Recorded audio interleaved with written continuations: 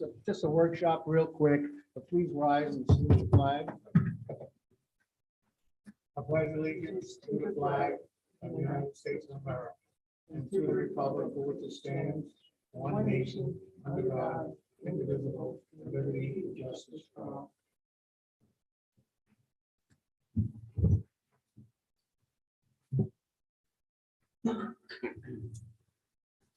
I got a message on here, Chris, it says it's being streamed live, but it's still on. How do I get it off?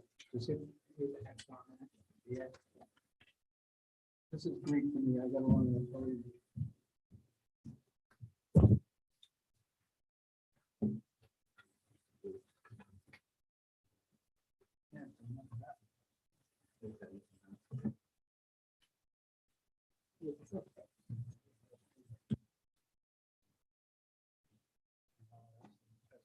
All right, well, we're gonna just go and get started because we have another meeting at 9. It's 7. At 7, I'm sorry. Cheryl, I'm gonna have you first, so the 3 that are here for the zoning and planning, just go out in the hall. It's only gonna be 5 minutes, and then we'll take one of you at a time and just try to interview them. Cheryl, you wanna just come up to this microphone, or if you're just talking to it? You'll be streaming live in the TV world. Lucky me. Okay, you gotta lean forward and talk into How's that. that? Is that All right. okay? So this is Cheryl, and she's applying for the cleanest position. You all have her application in front of you.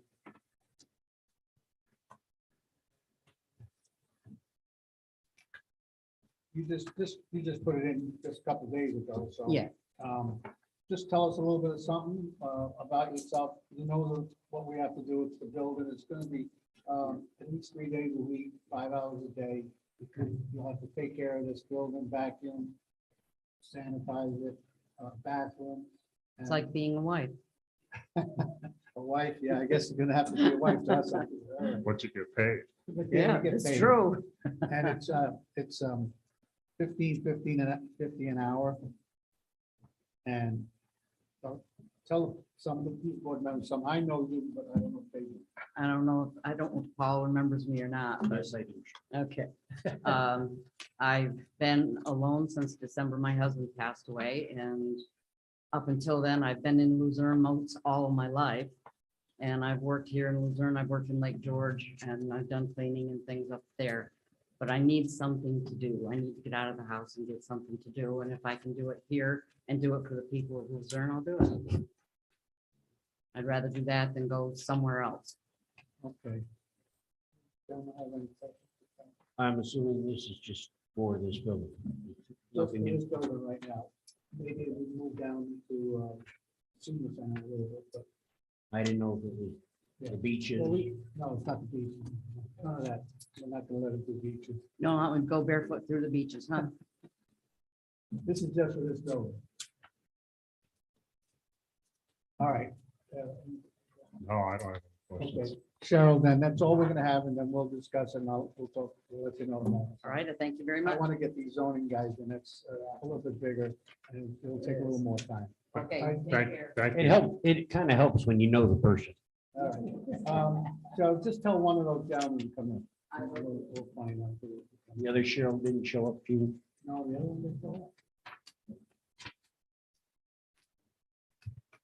So, is that Cheryl Murray? It's another, Traver. yeah. That was Cheryl Traver. This was Cheryl Traver. This is Jerry Raver. You The other do, one was Cheryl. you gentlemen do realize that the applications that you're looking at, one was for just the zoning board and 2 are for the, are for the planning board. Okay. Okay, So I'll let you take care of which one was which, if you don't mind. well, it's the last one, let's see.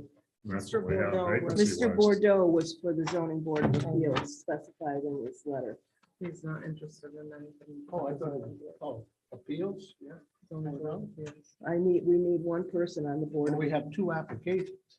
For planning. for No, planning. I'm talking for zoning board of appeals. Last No, I knew, we don't. only had one. We only have one. It's my understanding that we originally had 3 applicants for planning board, but one of them we determined was not a resident. Correct. So now we have presumably 2 applicants for planning board. And the planning board needs a I'm full not sure- member. I'm not sure that Mr. Schaefer is the You want to get resident. one of them, I guess you can tell them.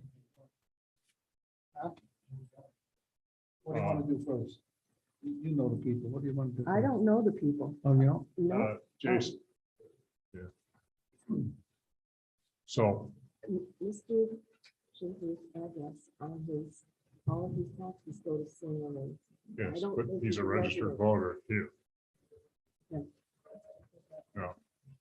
I don't know If you what look up the constitutes a star legal resident. stuff, that tells you where their residency is. Pardon me. If you look at their star stuff, their star exemption, that will tell you which is their primary residence. Okay. And I haven't done that, but I'm Yeah, let's just bring- let's concerned bring- about that. Let's bring that up.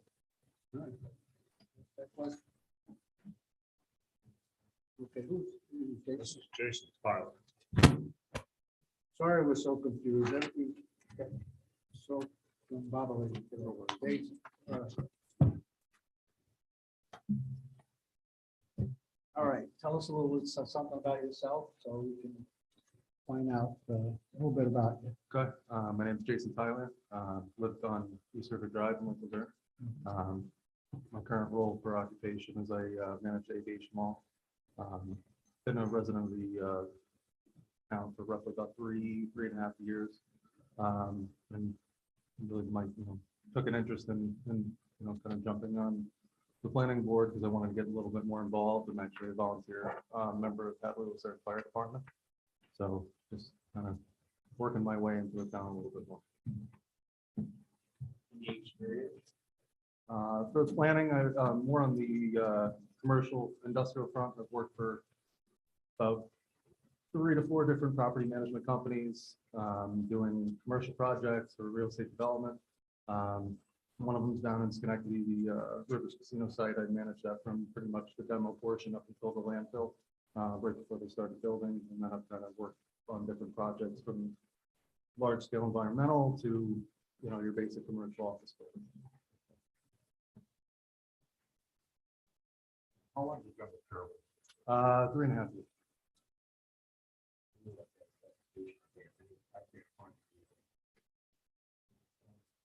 Jason, on your letter to us, some of the other experiences, and I'm having trouble finding it in the file. You want mine?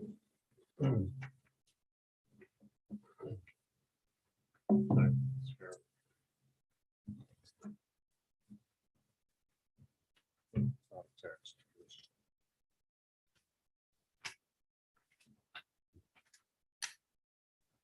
One of the things I was wondering is, what's your views on growth or lack of growth It's in the town? in my opinion, I think, everybody has to kind of evolve, especially coming from a big city. I was born and raised in Massachusetts. So I came from a large scale city compared to moving to the town of Luzerne, which is a little bit smaller of a town than I'm used to.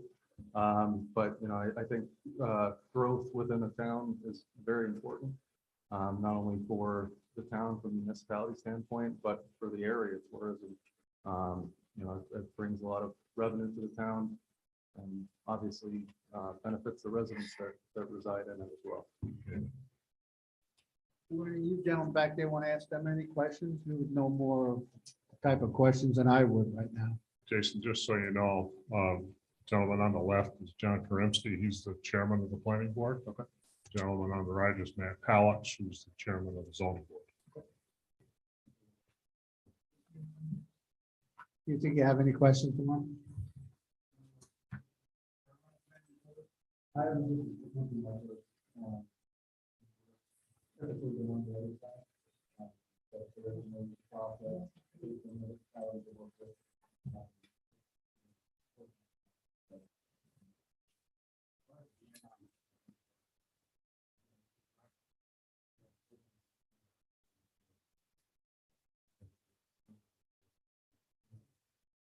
Yeah, that's true of both boards.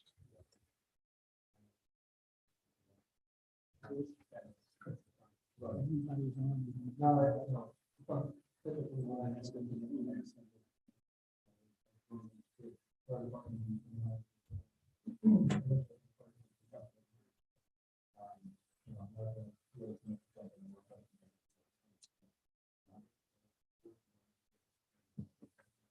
Oh. Jason, have you had much experience reading plans?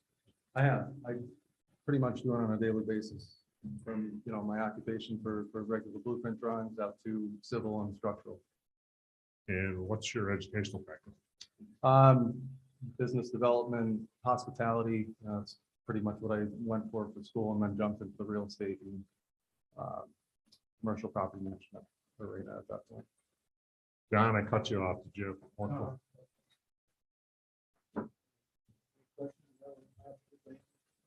No. All right, Jason, we'll have to just get together and Yeah, no let you problem. know. Just send Thank one- you very much. Thank you for coming in. coming. Send one of the other gentlemen in. Okay.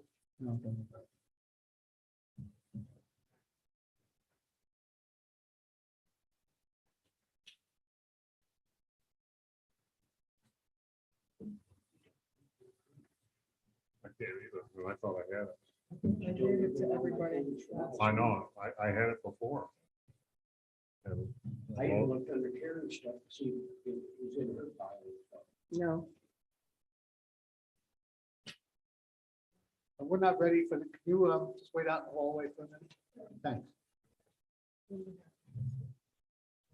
This is Mr. Bordeaux. Michael, right? Hi, have a seat there. Okay, Michael, you want to tell us something? You're looking for the zoning board? Yeah, Zoning board, get ready for questions. All right, tell us a little about something about yourself or what you think you can help us with at the town. okay. So I'm interested in the zoning board. In the past, went to college, I got a BSBA, Bachelor of Science in Business Administration.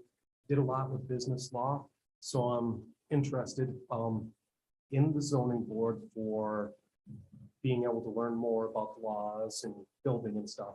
Not necessarily for my own benefit, but to have more of an idea of that. And honestly, I've seen the work that's being done by the town and the town board. And, the progress that's been made over the last 5 years, 10 years, everything that's going on. And I'd like to be a part of that and be, proponent of change for the town. your application stated that I'm Karen, I'm the zoning officer. Your application stated that you were interested in the zoning board of appeals. Is it just the zoning board of appeals, or we have a position there, an alternate that is open, position that is open? And we have 2 positions in the planning board, which is for a regular member and an alternate. The alternate sits in on the meetings, but only participates if someone is missing from the regular board.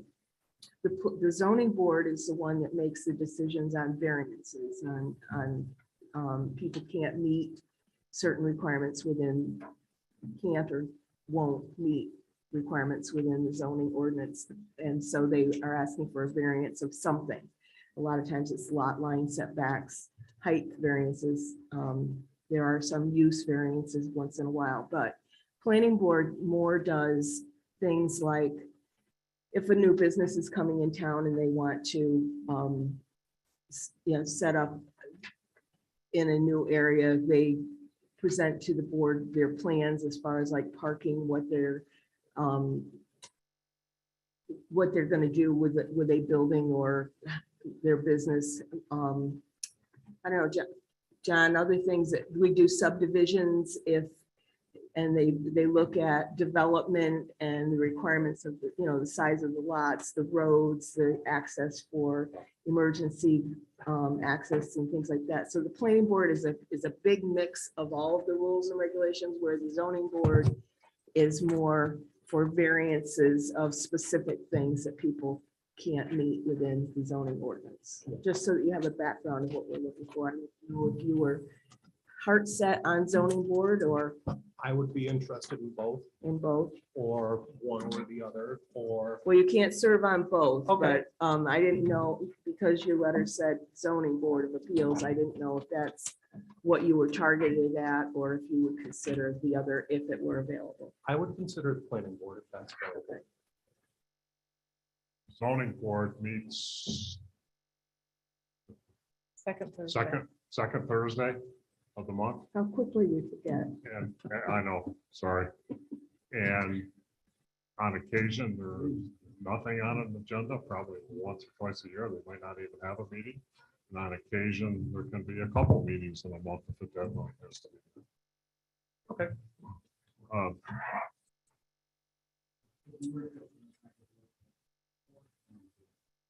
Okay. The zoning board is kind of like a court. In fact, a lot of the precedences, and Matt, jump in if I'm off base, a lot of the precedences are treated, are guided by court cases. What is your attitude towards growth or in our community? So. There is no I love- right answer. Yeah, there really isn't. I love the small town feel. I've lived here my entire life. Did you go to high school here? Yes, graduated 2004, one of 6 with Regents with honors on the diploma. I love the community. I do think that the community needs growth, but I think it needs to be more of a stabilized growth. I'm not saying like, Walmart, Target, oh, let's turn this into Glens Falls, let's turn this into Albany. Well, one of the things that's happened over the last few years, I can remember plenty of businesses. I've worked in a handful of them, like we've lost, the Fort Lake Diner. We've lost the Country Corner Cafe in town. We've lost, I am sure that there is more that are not coming to the top of my head, but like there's a couple that come off the bat. And if you remember back in the 90s, I mean, Dave and Mary Jordan, God rest her soul, she just passed away. When they had the Fort Lake Diner, that place was hopping every day from 6 to 2. It was bringing people into town, things like that. So I think growth is good. We need growth in this community. We need some new businesses. We need some new blood in the community, if you'd like to say it like that. But not turning this community into something like Albany, Glens Falls, big box stores, big chains. Let's help our people first, let's help the people in the community with starting up businesses, getting into that area, helping contribute to the community through business, through job creation, through different things like that. Matt, you got any questions?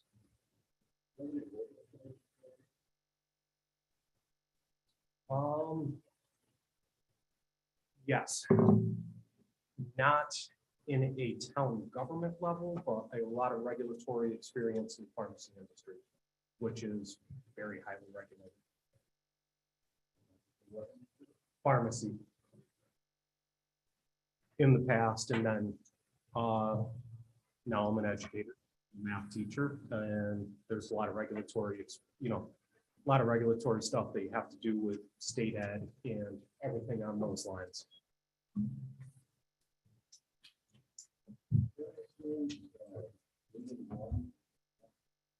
Actually, yes.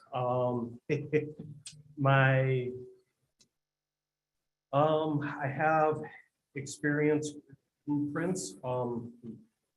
My father was a union mason and foreman for over 40 years, and a lot of reading of blueprints with him. In high school, I actually went through a technology block where a lot of the focus was on design and drawing, architecture, infrastructure, creating blueprints, reading blueprints, and I did a little bit of that in college in the early 2000s too.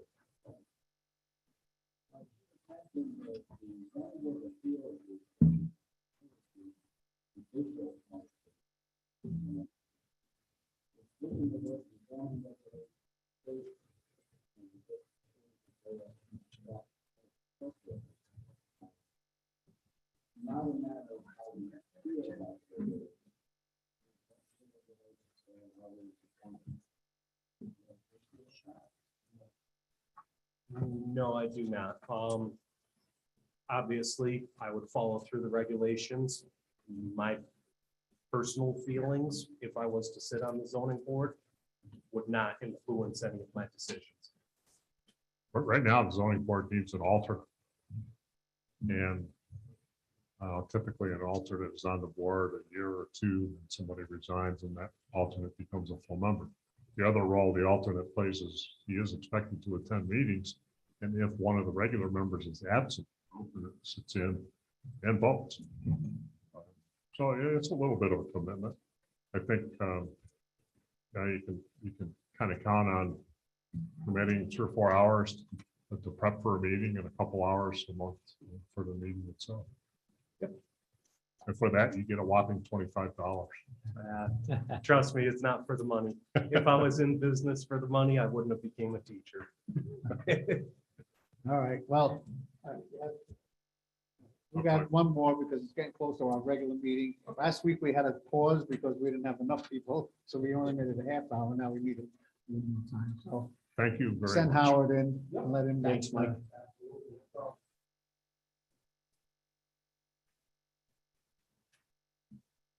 Getting quite a few on here. Patricia Goldberg, I see you're on with us. Do you hear us? I hear you now, and I heard the person who was speaking at the podium. I didn't hear the questions being posed to him.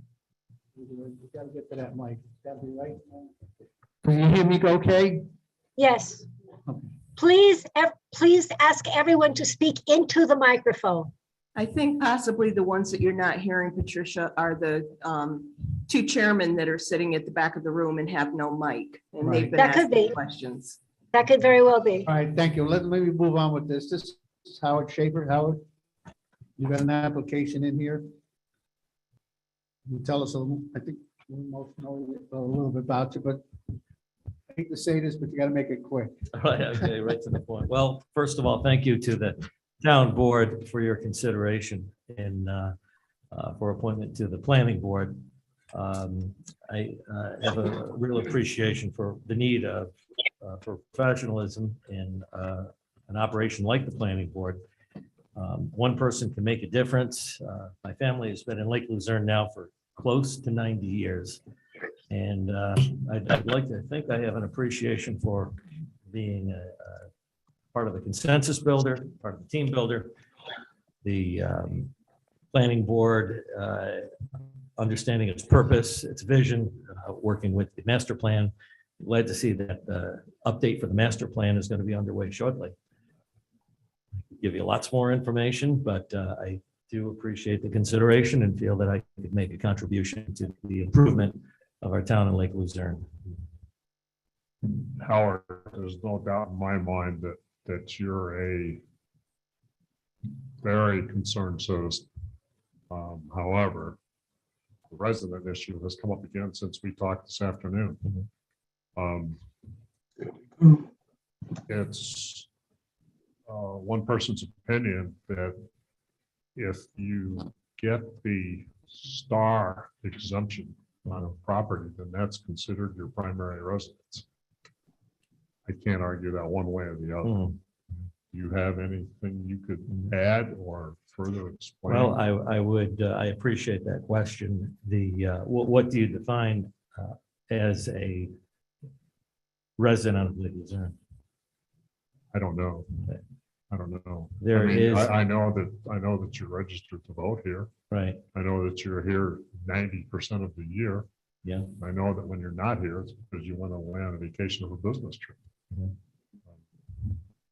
So I don't know the answer. Mike, do you have a feel for that? And we have a person that's volunteering to help us with things and help plan the community and so on. And I want to make sure that we absolutely can't take advantage of that if that's the case. So you're asking the definition of a resident? Yeah, well, I asked 2 questions. That's the first question. The second question would be, does he have to be a resident to be on the board? I think I know the answer to that one, but Yeah.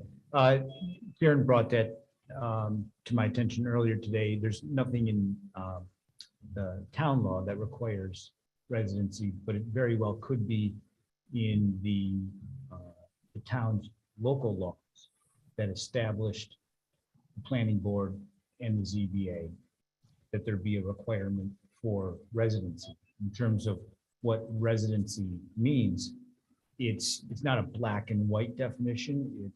It goes through all of the factors that you were just describing, and usually it's kind of follows the line of your domicile, where you essentially intend to remain if you travel, where you come back to. It's more permanency type of consideration. So mail, voting, all of the factors kind of that you already described go into what would kind of be an amorphous type of determination of residency. Would you need more time to give us a yes or a no? I guess what I would. Or do you figure you? So if we go on the assumption that there's a residency requirement in the town's local laws that establish the planning board and zoning board of appeals, just to be on the safe side, then if there was a certain set of facts that were to establish if somebody is a resident or not a resident, I guess I could make that pretty quickly. Okay, Well, we're not gonna make a decision tonight anyway. right, Howard, One of the reasons that I raised this question, Jim, is that I understand that there was another applicant that was told that From Hatton. he was not a resident and could not be on the board. So you need to set some parameters of be what you're consistent. going to do. Correct. We can Yeah. search the local laws tomorrow. I tried to get to it today, but get to it. Lori, Howard, that would you- mic closer. Just bend that would mic you be to- willing to perhaps be the alternate on the planning board? That serves a role, if you're comfortable with that. As far as, Here's my thinking. The planning board is down a member. Mhm. And it would be good to fill that as quick as we can. Mhm. It's not good to fill it with the wrong person. But I think it's equally as bad an idea to let you slip out of our fingers. I appreciate that. Yeah, I get what you're saying, and certainly I could appreciate that. We can search the local laws tomorrow to see if when they set up planning and zoning, if there is in fact anything in there. Just a word on that, to my understanding, and I've had conversations with some of the town officials about this in the past, is the town attorney would, I'm sure, find, as you're investigating this, there is no residency requirement. However, in considering myself a resident, I'd say this, that over the past year, I probably spent 220 nights in Lake Luzerne. If you want somebody who never has stepped foot outside of Lake Luzerne, then don't hire me. I'm making myself available. I have something to contribute. I'm happy to volunteer to step up because our town needs to grow the right way. So I hope that you can, appreciate that, at the same time, making certain that you comply with the regulations. Gentleman in the back, got anything to ask?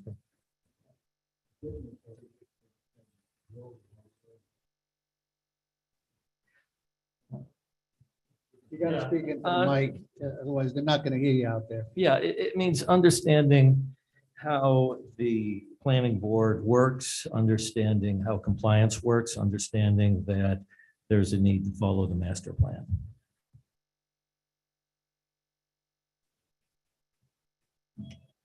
What's your attitude towards growth in general? Well, I couldn't prejudge anything. I certainly understand that members of the planning board look at each individual proposal as they stand on their own. So I wouldn't prejudge anything at this point.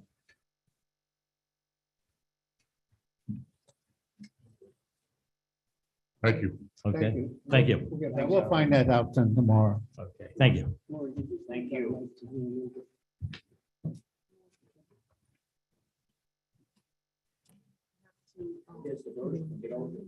You would do that, Howard? We're gonna let it go in the planning board. The workshop. Yeah. But I second it. All in favor? Aye. Okay, now you can open the door and let the people in and we'll start our regular meeting. Thanks, gentlemen. You want to stick around, watch the last bro?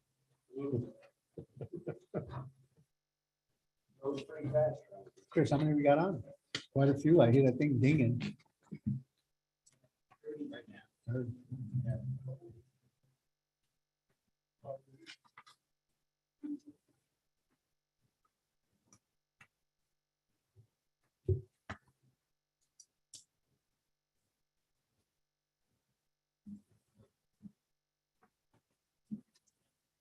Please make sure you all sign in, please.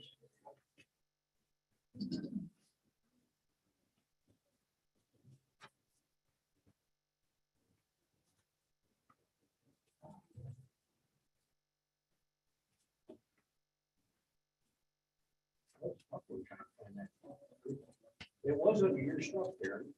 That you gave us at the last meeting, stapled all together. I didn't have any applications to give you. Wow. Right. Yeah, The I- ladies in the office just probably grouped it up for us. Yeah, That's where it was, though. That's, I thought it was.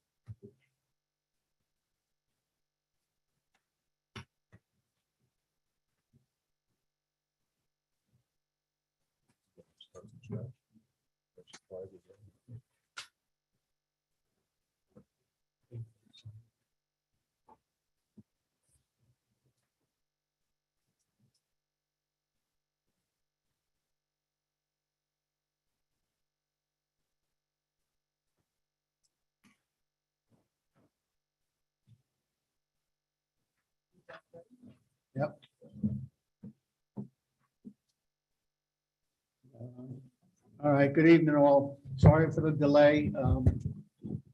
Welcome to the town board meeting, March 14th, 2022. Please rise and salute the flag. Pledge allegiance to the flag, United States of America, and to the republic for which it stands, one nation, under God, indivisible, with liberty and justice for all. Councilman Lewandowski, Present. Councilman Niles, Here. Supervisor Merlino. Here. All right, we're still having problems with this Zoom. It's not 100% right. I think we've got it that people can hear us a little better than last week. We're still working on it. We think we need a booster. We worked on it all day yesterday and I called a couple of people and see if they can get in and they got in. So we're just looking to, we have to speak a little bit louder and then into the mics to have you all hear us. We're on the screen over there. If you want to speak later, you know, I can see the people in the audience, but the people out on the YouTube, on the Zoom, I'd like to have you call in, Mr. Supervisor, my name is such and such, I want to speak, because it's hard for us to see who's on it and who wants to speak. So we'll give everybody the time frame that they need, and no matter how long it takes. And next thing I'd like to just say, I apologize for 2 weeks ago, we shut the meeting down, and then I found out after the meeting was shut down that there was people there with their hand up, and I didn't see it, or we didn't have the TV, now we got the TV. So I apologize, and we'll hope people, this is great to see people back in here, instead of just looking at the yellow wall and black seats.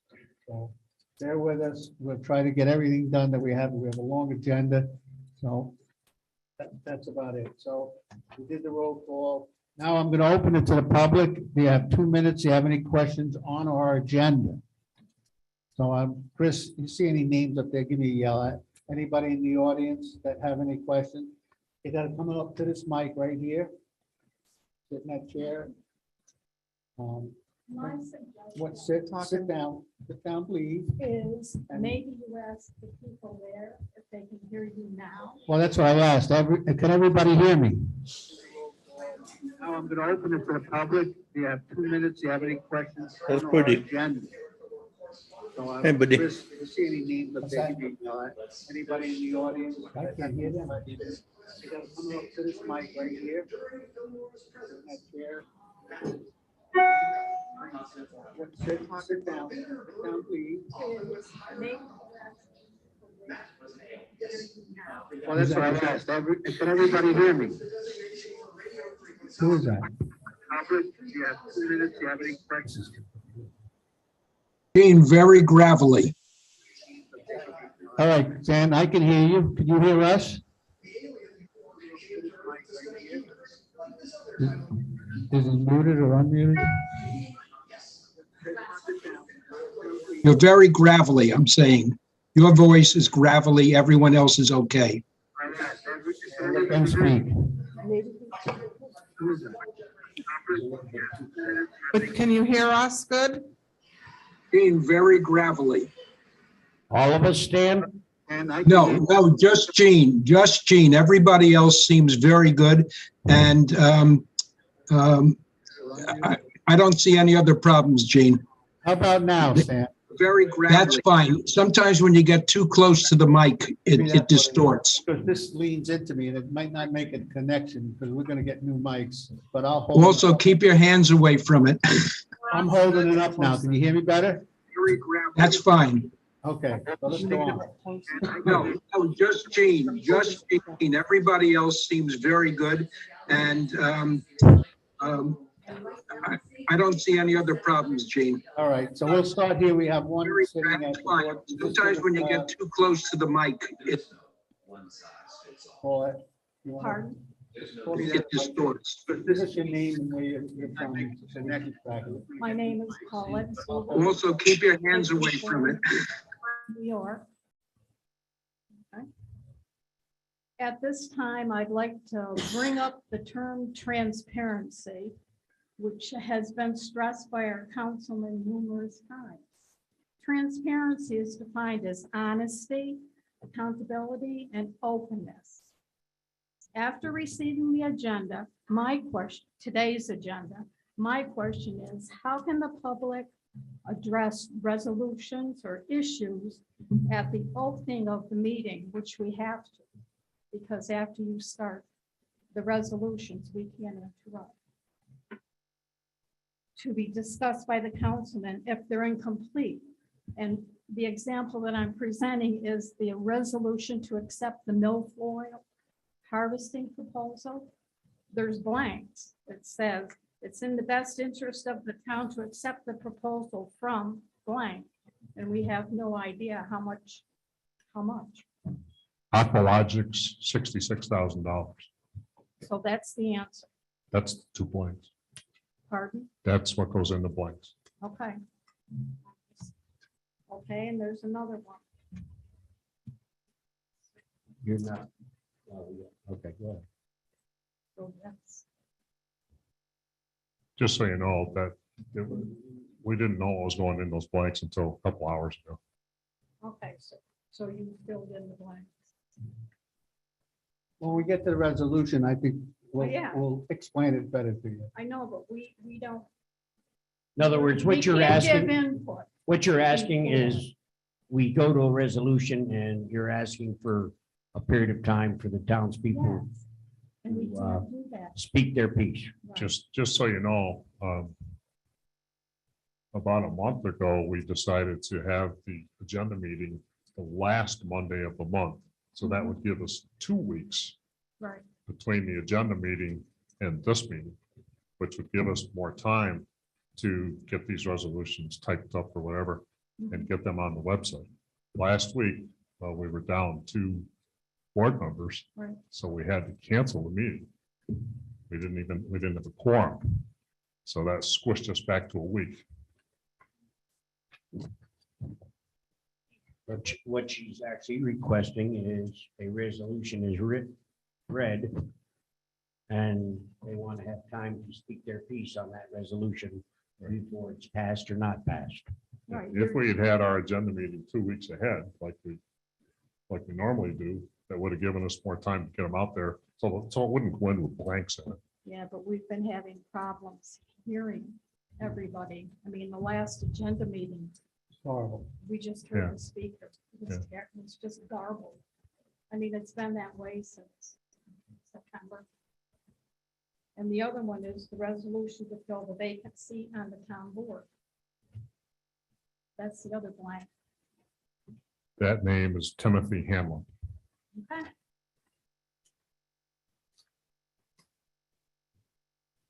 I'm Thank you. done. Thank you. Is there any hands up out there that you could see, Chris? Not yet. Okay. Anybody in the boardroom got any more questions?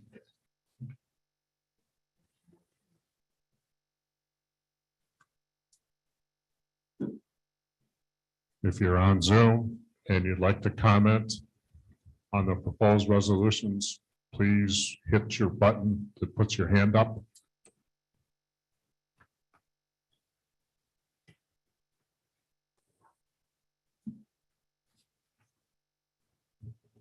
Nothing? All right. I'm sorry? Ray Lewis, Yes. Hi. you're on. Can you speak up for us? Yes. Can you hear me? Yeah, so I guess I'd like to speak in favor of the milfoil resolution. Okay. That we should proceed. Our lake, otherwise, I think, will be smothered over the course of the years. It's such a beautiful place, so I think it's a worthwhile investment for today, tomorrow, and the future. Could you talk closer to your mic for us, please? Excuse me? I said, could you talk closer to your microphone? We're having a problem hearing you. I see. Yeah, I don't know. I don't have a mic. It's built into my my thingy here. I'll put something in the chat.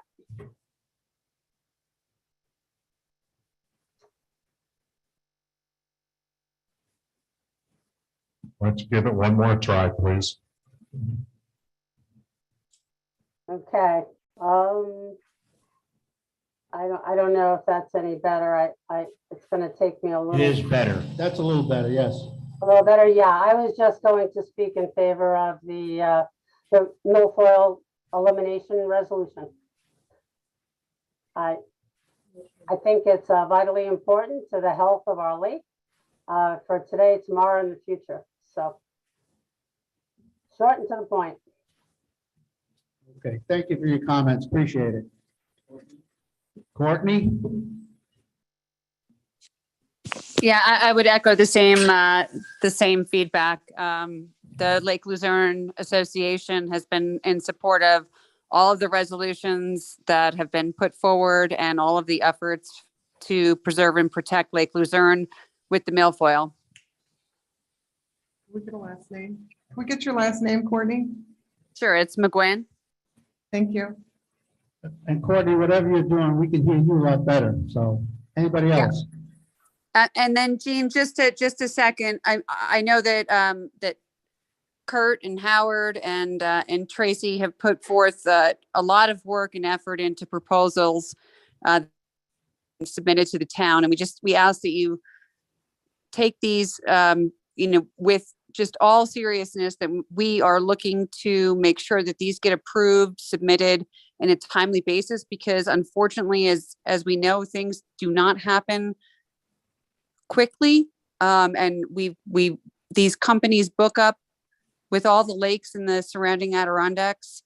It's very tough to get these contracts in place. And even when we solidify a contract, it's weeks and months to actually get them in motion. So we're trying to get this done as soon as possible so that we can have an active intervention sooner rather than later.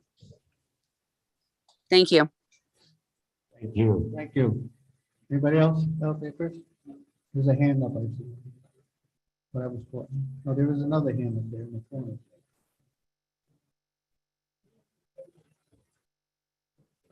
Can you hear me?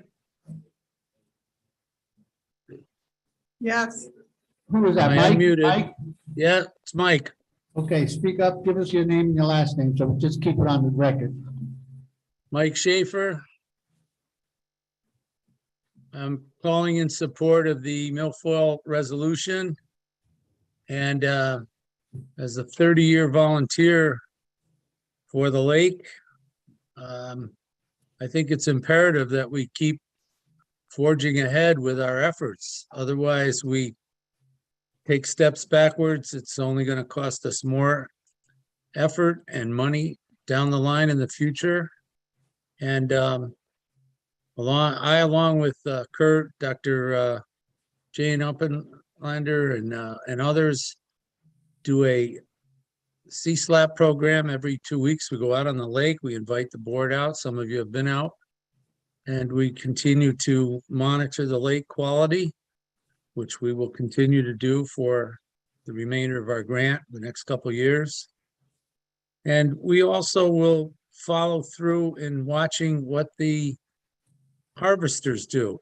Make sure that they're out there and doing their job. So that's one of the things I wanted to bring to the board's attention, that people will be watching them and making sure that whomever we hire, sign contracts with, is out there doing the job. Thank you. That's it. Thank you, Mike. Appreciate it. Anybody else, Chris? That's it. All right, we'll go into moving our meeting along. And everybody just stay tuned and try to get your hand up when we come to the end of this to get some more questions. Laura, you want to start with number one? Resolution 39 to pay the bills of the third abstract of 2022, general fund vouchers 28,451 to 28,488 in the amount of 22,716.23. Highway fund vouchers 28,489 to 28,517 in the amount of $70,440.90. SW1 fund vouchers 28,518 to 28,519, $345. And SW2 fund vouchers 28,520 to 28,521, $13,719.45. I make that motion. And I'll second it. All in favor? Aye. Opposed? Hearing none, carried. You don't have your minutes because I got busy getting the rest of the stuff this afternoon for you. So I'll have those to you by tomorrow night. So we'll have them for the next meeting. Just saved us 10 minutes. Yes. Resolution 41 of 2022, resolution waiving a 30-day advance notice for Utopia Adirondack LLC for a liquor license application. Resolved that the town waives a 30-day advance notice for liquor license application of Utopia Adirondack LLC.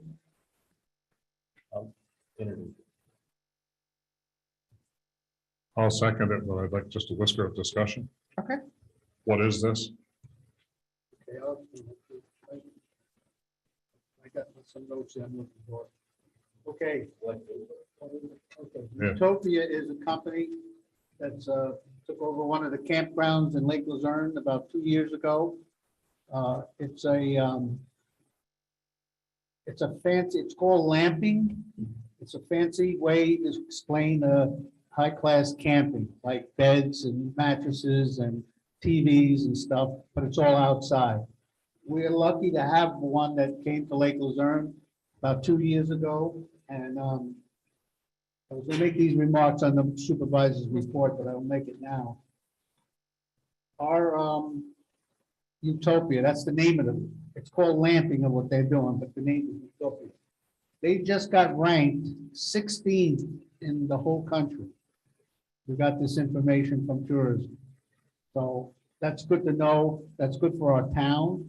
And from what I understand, they were pretty busy last year during the pandemic, that a lot of people wanted to be outside, come to this place and be outside, and I think they did a great job. So that'll give you an answer. And they need a resolution from us to go to the liquor board, or Basically what it is, Jim, it is taking a period of time, which they normally have run a long period of time, okay, and we're waiting that 30 days. Here's the problem. Every business that sells liquor, like myself too.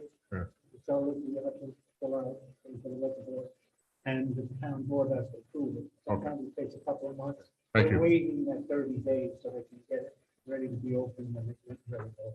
Thank you. Okay. Well. I'm done. All in favor? Aye. Opposed? Hearing none, carried. Resolution 42 of 2022, resolution appointing Kyle McMahon to the planning board. Resolved, Kyle McMahon is appointed to the planning board for a 7-year term. We had appointed, you had appointed him at the organizational day, but he was ill and did not get in within the 30 days to sign his oath of office, so that's why you're reappointing him. I'll make that motion. I'll second it. All in favor? Aye. Opposed? Hearing none, carried. Resolution 43 of 2022, resolution renaming local law 2 of 2021 to local law 1 of 2022. Whereas on November 23rd, 2021, following a public hearing, the town board adopted resolution 176 of 2021, which adopted local law number 2 of 2021 pursuant to the town law section 27 to correct a typographical error regarding the annual salary of the highway superintendent. And whereas local law number 2 of 2021 was subject to a permissive referendum, and whereas the period for the permissive referendum did not expire until January 1, 2022, local law number 2 of 2021 did not go in effect until the calendar year 2022, and as such must be renamed as local law 1 of 2022. Now therefore be it resolved that local law number 2 of 2021 is hereby renamed and shall henceforth be known as and referred to as local law number 1 of 2022. Any questions on that? Everybody understand it? It's just a technicality. It's the government, that's the way they want it done. It's the same thing. We had a public hearing on it. It all got approved, but because it didn't get into 2022, that's what we're using it. It has to be, so, did you call roll? I'll go ahead and introduce it. I'll second. All in favor? Aye. Opposed? Hearing none, carried. Resolution 44 of 2022, resolution appointing Councilman Niles as liaison for the Comprehensive Planning Committee. Resolved, Councilman Niles is appointed as the town board liaison for the Comprehensive Plan Committee. I'll make that motion. I'll second. I am honored to do this. I want everybody to know that. I have a little bit of experience with planning over the years, and I think it's a great opportunity for our community to take a look at the past, take a look at the present, and determine where we're headed in the future. This is a great place to live, to work, to play. I love playing in my river. And I'm honored that there's confidence that I can be the town board liaison with this committee as we move forward and redo our master plan, which is 13 years old. Thank you. All in favor? Aye. Aye. Opposed? Hearing none, carried. Resolution 45 of 2022, resolution appointing Sue Wilder as Ambassador Program Coordinator. Resolved, Sue Wilder is appointed as Ambassador Program Coordinator for 2022. Quick explanation. Ambassador program is about the 5th year, I think we're doing it. Sue takes care of getting volunteers to sit at all our historical sites, the chamber building for the public, historical society, the one-room schoolhouse, the mill, and she gets volunteers to sit in there 3-4 hours a day, in the summertime, not right now. And those people help out people that are coming in, give them answers of when the old mill was made, or questions that they might have about our town. And they all volunteer. There's no stipend or anything. But Sue does get paid to do the job, and she also gets, we'll be passing that down another month from now, some occupancy tax. these people get paid, they do get a little stipend, but not much. But they mostly volunteer, so it's a great program, we want to keep it going, and that's that resolution. I'll second it. All in favor? Aye. Opposed? Hearing none, carried. Resolution 46 of 2022, resolution designating Lori Holcomb to coordinate website postings. Resolve, Lori Holcomb is designated as the town board liaison to communicate website postings to the webmaster. Explanation real quick, we have a webmaster which we pay to take care of it, and some people would call and to put things in, some people in the office, some people on the board, and it got very confusing, so now anything that has to go on the web has to go through Lori first. So it gets done and gets exactly the right way that we want it done. I'd like to thank Lori for volunteering to take this on as another one of her multitude of tasks. You're welcome. I agree with that. Me too. And I'll make the motion if you need it. Second. All in favor? Aye. Opposed? Hearing none, carried. Resolution 47 of 2022, resolution to accept proposal of Jeffrey Honeywell Esquire. Resolved that the proposal of Jeffrey Honeywell Esquire to investigate compliance of workplace culture pursuant to Executive Law Article 15 at a rate not to exceed $250 per hour is accepted. And it is further resolved that Supervisor Merlino is hereby authorized to take the necessary actions to accept said proposal.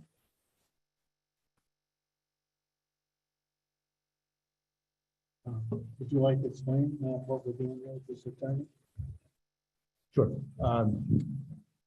Yeah, the town board was made aware of situations that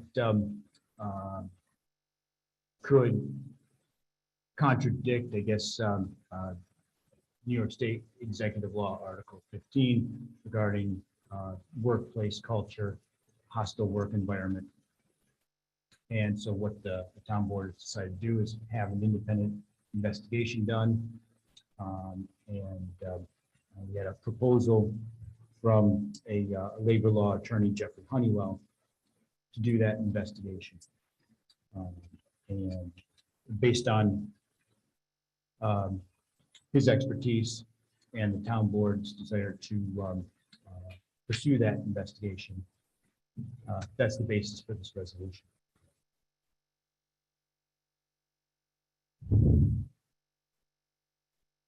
You get a motion on that? I'll make a motion. Got a motion? You got to, yes, that is a motion. Pardon? I have not. Not right now. Keep it in mind, we probably can answer at the end of the meeting. What? It's static because I turned it up a little bit to get the people to get more juice out there, so we'll have to put up with the static. Can you at least hear us? I mean, it's been working, they're hearing us better there. If I lower it down, they're not gonna hear it. Can you So, hear us? Be patient. Who could you hear? The status? I know. I could turn it down, but you might lose the people out there. But be patient with us. I I can get a second. Can we table this? I have a question for Attorney Crow. From what I know, some of these issues are very specific personnel, which to me seems like something probably should be discussed in private, in executive session.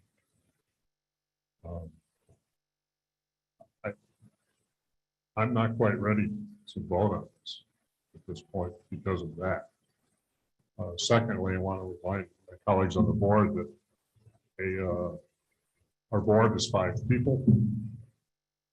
It takes 3 people to have a quorum, which allows us to have a meeting. And it takes 3 votes in the same direction to pass a resolution. So if we have a 2-to-1 tonight or a 1-to-2 that doesn't pass, it has to be unanimous amongst these 3 people. And I'm not sure, which way I want to vote at this point. But that's kind of contingent upon whether or not town council would agree that the issues I need to know are really executive session type issues. I do not want necessarily to go into executive session tonight because I'd like the full board to be present for that discussion.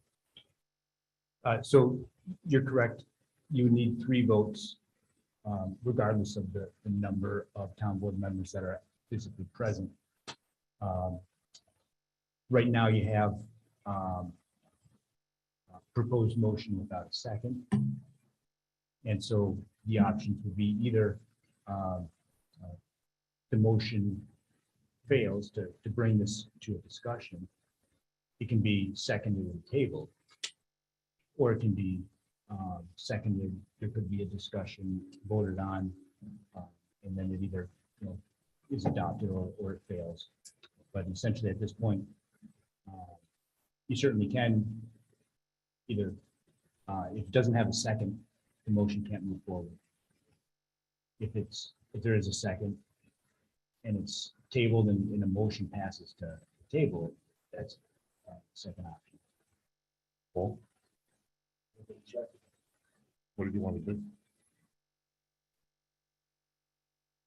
I'll go and discuss. So that motion is Tabled. tabled.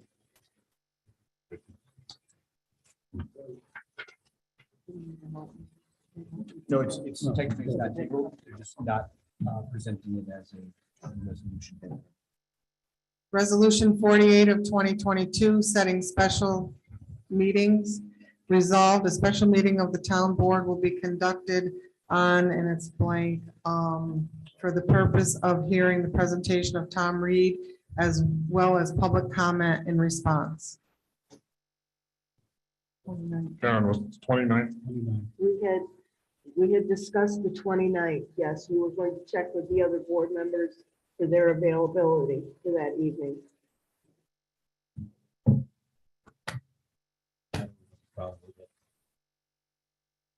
Tuesday. All right. Yeah. Okay, so we'll fill in the blanks by saying the 29th day of March. Is it going to be at 7? That's at 7 p.m. 7. And I'll make that motion. I'll second it. All in favor?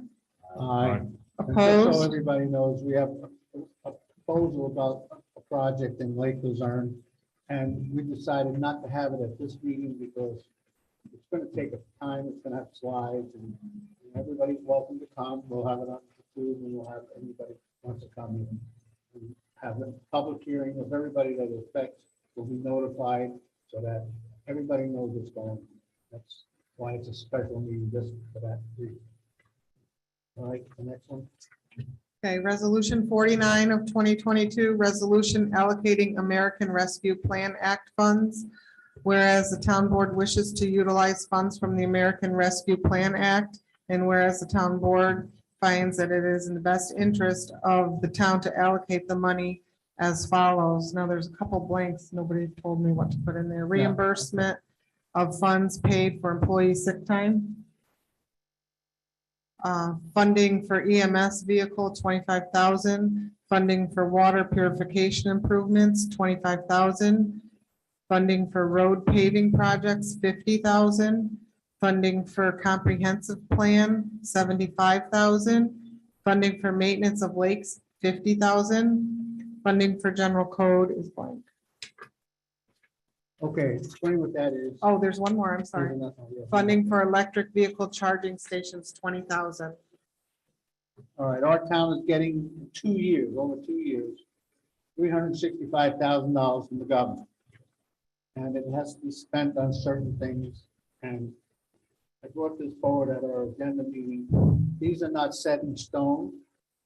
The regulations are, and I'll just go over, let's say I put down 25,000, put aside out of that money for a new ambulance, which is legal to do. And I put extra funding for road improvements of 50,000. Now, if we need less in roads, we can move 10,000 out of roads and add it to the 25 and make it 35 for the ambulance. And plus Hattie will be doing the same thing, I'm assuming, because we're gonna need a new ambulance. And this money is, I'm not saying it's free, it's taxpayers' money from all over the country, but it's money that we will start putting aside. We have to let them know what we generally were gonna use the money for. But after we start using it, we can move it around in different places. It doesn't stay in one column. I have not, Colleen has not given me the number yet. We've been very busy in the office. But we have to look back at over COVID, we had employees that had COVID. By law, they had to get paid out of our fund. But this money can be replaced. So let's say, I'm only giving you a number, it's not official yet. Say we had 25,000, 30,000 that we gave out to our employees to stay home because they had COVID. This money can reimburse the town budget for that money. So, but I don't have a number yet. Like I said, this is not totally firm yet, but we have to move forward with it. And we're trying to do something that they started earlier this year with general code, which will take a lot of our programs, a lot of our zoning, a lot of our planning, and put it all together in a package deal. I think it's a good idea, and I just don't know what they're going to charge us to take. The town gave us $3,000 down payment, I think, sometime before. We haven't, we're getting now, talking to the company again. I got to find out a number what they think it's going to cost. So that's why that's fine. But these will all be filled in because this number here doesn't come close to that 365,000. So we have to move forward to work this program going. These numbers can change, they can go up, they can go down. So it's just a general idea to turn into the state what we're going to spend the money on. Mr. Supervisor, do you think we could add one word to this? It's a big word. Go ahead. I don't want to delay getting this in, okay? But whereas the town board finds it is best interest of the town to allocate the money as follows, could we put in there, allocate the money approximately as follows? I'm asking, do you think that might jeopardize us? No, I don't think so. They're going to be, as long as we get it in and let them know what's going on. And are you all right with that? I'm all right for that. Because we know it's only a fraction. Yeah. It might change. That's why I'm thinking. All right, you can put that word in. I don't think it'll hurt our. All our in. You all right with that? Nothing wrong with that. I don't know, did we make a motion? I'll make the motion. I haven't finished the resolution yet. Sorry, Lori. That's okay. Sorry about that. Now therefore be it resolved that the above allocations of the American Rescue Funds not to exceed a total of $365,000 are approved. Now, I'll make that motion.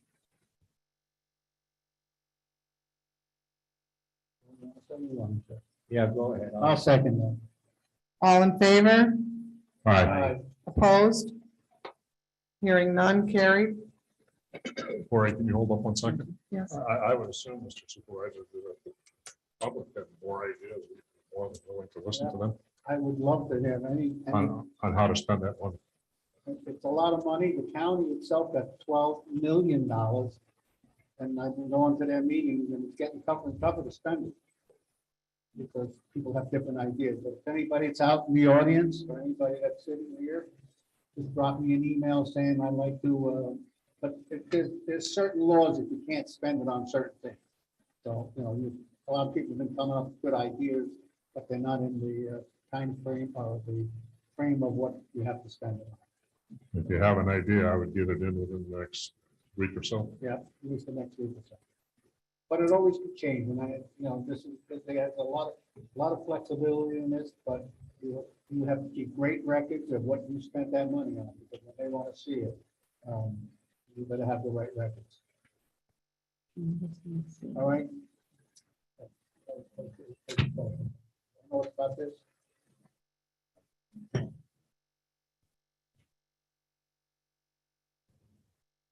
Hi, Gene, it's Mike Conway.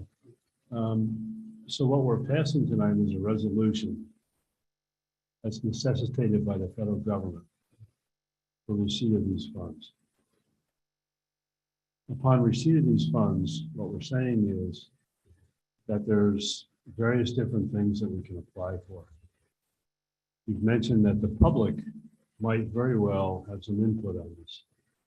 What might be very helpful in all this is to tell us what we can spend the money on, what we can't spend the money on. And you've mentioned that the 365,000 has not in total spent yet. So I guess I'm perplexed from the perspective of what it is you'll be making a decision on and what potentially might be the places where that could be allocated. So is it possible, before we make a decision on how to spend this money, where to spend it, what the alternatives are and what they aren't? Okay. I have plenty of books with about this thick on them. Yeah. You understand the government. That's And, why I added the word I wanted to add. yeah. Well, approximately When I- is when I- fine. when I- But approximately doesn't tell me what the alternatives are. No, but it gives us wiggle room. Yeah. No, but we will. we It will gives us come time back to with answer the that right question. stuff. No, yeah, I've been going to these meetings and you gotta call the state and say, can I spend it on boilers? And they'll send you an email back, no. So I've been going down, everything that I spoke about here has been okay. But if there's a lot of things you would love to spend it on, you can't spend it, water projects, things like that, which you're gonna put money in. Our wells have been in over 25 years. The well house is 25 years old. We're starting to get wear and tear on some of the equipment that runs those wells and runs the stacks in it. So we're gonna start spending some money there. We're gonna find out spending some money there. It's just a vast amount of things, and that's the way they put it out. I'll give Gee, you I my don't. book. You can read it and come back and tell me. But like I said, I know what I preach here, even like electric stations out here.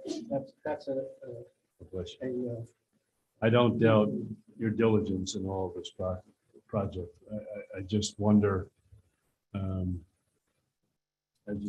don't have many opportunities to spend this kind of money. And to do it in the right places, with the right support of the public, may seem appropriate. So I conclude with that. Thank you. Well, we won't really finish all this money unless we come back and tell you what's left and what we need to do. This is, I know works, but we'll go forward from there. Thank you. Okay, what are the next one? Okay, resolution 50 of 2022. Resolution authorizing overtime for water operator training. Resolved, prospective water purification operators are authorized to train on the weekends at time and a half if they are prevented from training during the regular work hours. Okay, this is, we have 3 people that pass to be water purifiers. It takes a full year to get them fully set up. So what we're doing is when we can have, there's 3 road department gentlemen. They've been coming down, but last month alone, it was tough to get them there between the snows and all the stuff that we have to do. So now we got one gentleman, we're going to zero in on one to get him really going. So he'll go and work with our water purifying gentleman that we're paying to do and to learn and do 3 hours on the weekend. And we're gonna pay him time and a half. This is the only way we can quickly do it and get the time resolved, because it's tough for them to do it while they're working on their regular routine. Take them out for three hours and send them back out. So road superintendent suggested this, and I think it's the way we have to do it. So it's my understanding that right now we have one person credentialed to do this. And it's my understanding that person has worked the last 90 days consecutively. It's also Our my, water purifier. Right Not up. these guys, yeah. Not just that, we don't have any person in the township in case of the our present gentleman decides to leave us. And we don't have any backup. And We- these we gotta tests have to protect be done ourselves. on a daily basis to make sure that our water is good. I believe that's a state health department license That is is, required. that is correct. And I saw today that the first person we're training has been cleared to operate the plant. Is that correct, Paul? It's not operating the plant, it's to do the testing of the water. The rest of it goes back to the data. So, For a so, period of time, Jim, what he actually has to do, he has to work under somebody. Okay. And be fully checked out. And periodically, that gentleman that was training him, at one time or another, he will be able to release him. And then he has to fulfill basically a total of 1 year of working in combination with and without that job. Morgan, can you add anything to this discussion? Yeah, I have the email here from Maria, which is our health department head. I said, hi Jeff, per our phone conversation, if you have an employee that you have been training and you feel confident that they know what they are looking for in relation to the daily system checks, they can perform these checks on their own. They are not allowed to make operation changes. If there's a problem, they need to be able to contact you, but they can perform the routine checks on their own. So I know that there was discussion about this last week, but Jeff has worked 90 consecutive days without any breaks. So Jamie has been down there for the past couple of weeks. Jeff feels confident in his ability to perform the checks on the weekends on his own. So he is going to relieve him this weekend so that Jeff can get a break. We also have Rob going down tomorrow. He's going to start training so that hopefully within the next few months, we of us will be able to take turns on the weekends to give him some time off. But like you said, Jamie will not be a plant operator and he's working underneath Jeff's license. Jeff is a plant operator. None of us will be able to be a plant operator until we have our years of experience. Thank you. Do we have a motion on this one yet? Not yet. Not yet. I'll make that motion. I'll second it. All in favor? Aye. Opposed? Hearing none, carried. Resolution 51 of 2022, resolution to fill the vacant seat on the town board. Whereas there exists a vacant seat on the town board and whereas the town law section 64(5) authorizes the town board to appoint a qualified person to fill the vacancy, now therefore be it resolved that Timothy Hanlon Yes. is appointed to the town board through December 31st, 2022. Okay, and I'll jump into this. I did speak to the town board about putting out out the paper, if anybody from the public was interested in joining our town board, to send us a resume, and we would interview these people. I think we did that last year. We had 7 applicants, and when we interviewed all, we wound up with the 1 person that's on our board. But I was told that the Republican Committee of the town has picked their own person, which they can do, but it still has to come back to us for a vote. I just personally feel we should vet these people before we just put people on our board. And I knew nothing about this because I'm not on the Republican Committee anymore. But I think most of our board members are on the Republican Committee, so that was this decision that they made. I'm not totally happy with it. I have to accept it because that's the rules that go with it. But I would have loved to have put it out. If people call me and ask me, they can send a resume to get on the town board. And as of last week, I was told this gentleman will be brought to us at our town board. That's all I have to say about that. I'll make that motion. Second it. All in favor? Aye. Aye. Opposed? I'd like to oppose, but I would hold up the whole series on it, so I will. Well, I'd like to abstain. It's okay to disagree. Well, I would love to have the gentleman come. Let us Do what you think is right. I believe, I just don't want to get into more hassle. I went through a lot last year. I'm just trying to be straightforward, and I would like to table it for a month. let's get him in the air and he'd like to find out. I'd like to find out what you think. I just don't think another group in the town to tell us it's falling on board. Right. What's that? I can't take any. Keep it in at the end of the meeting, and we might answer some.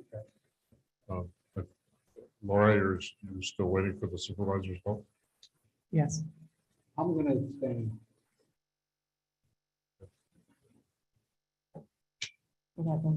Right, so you have two in favor.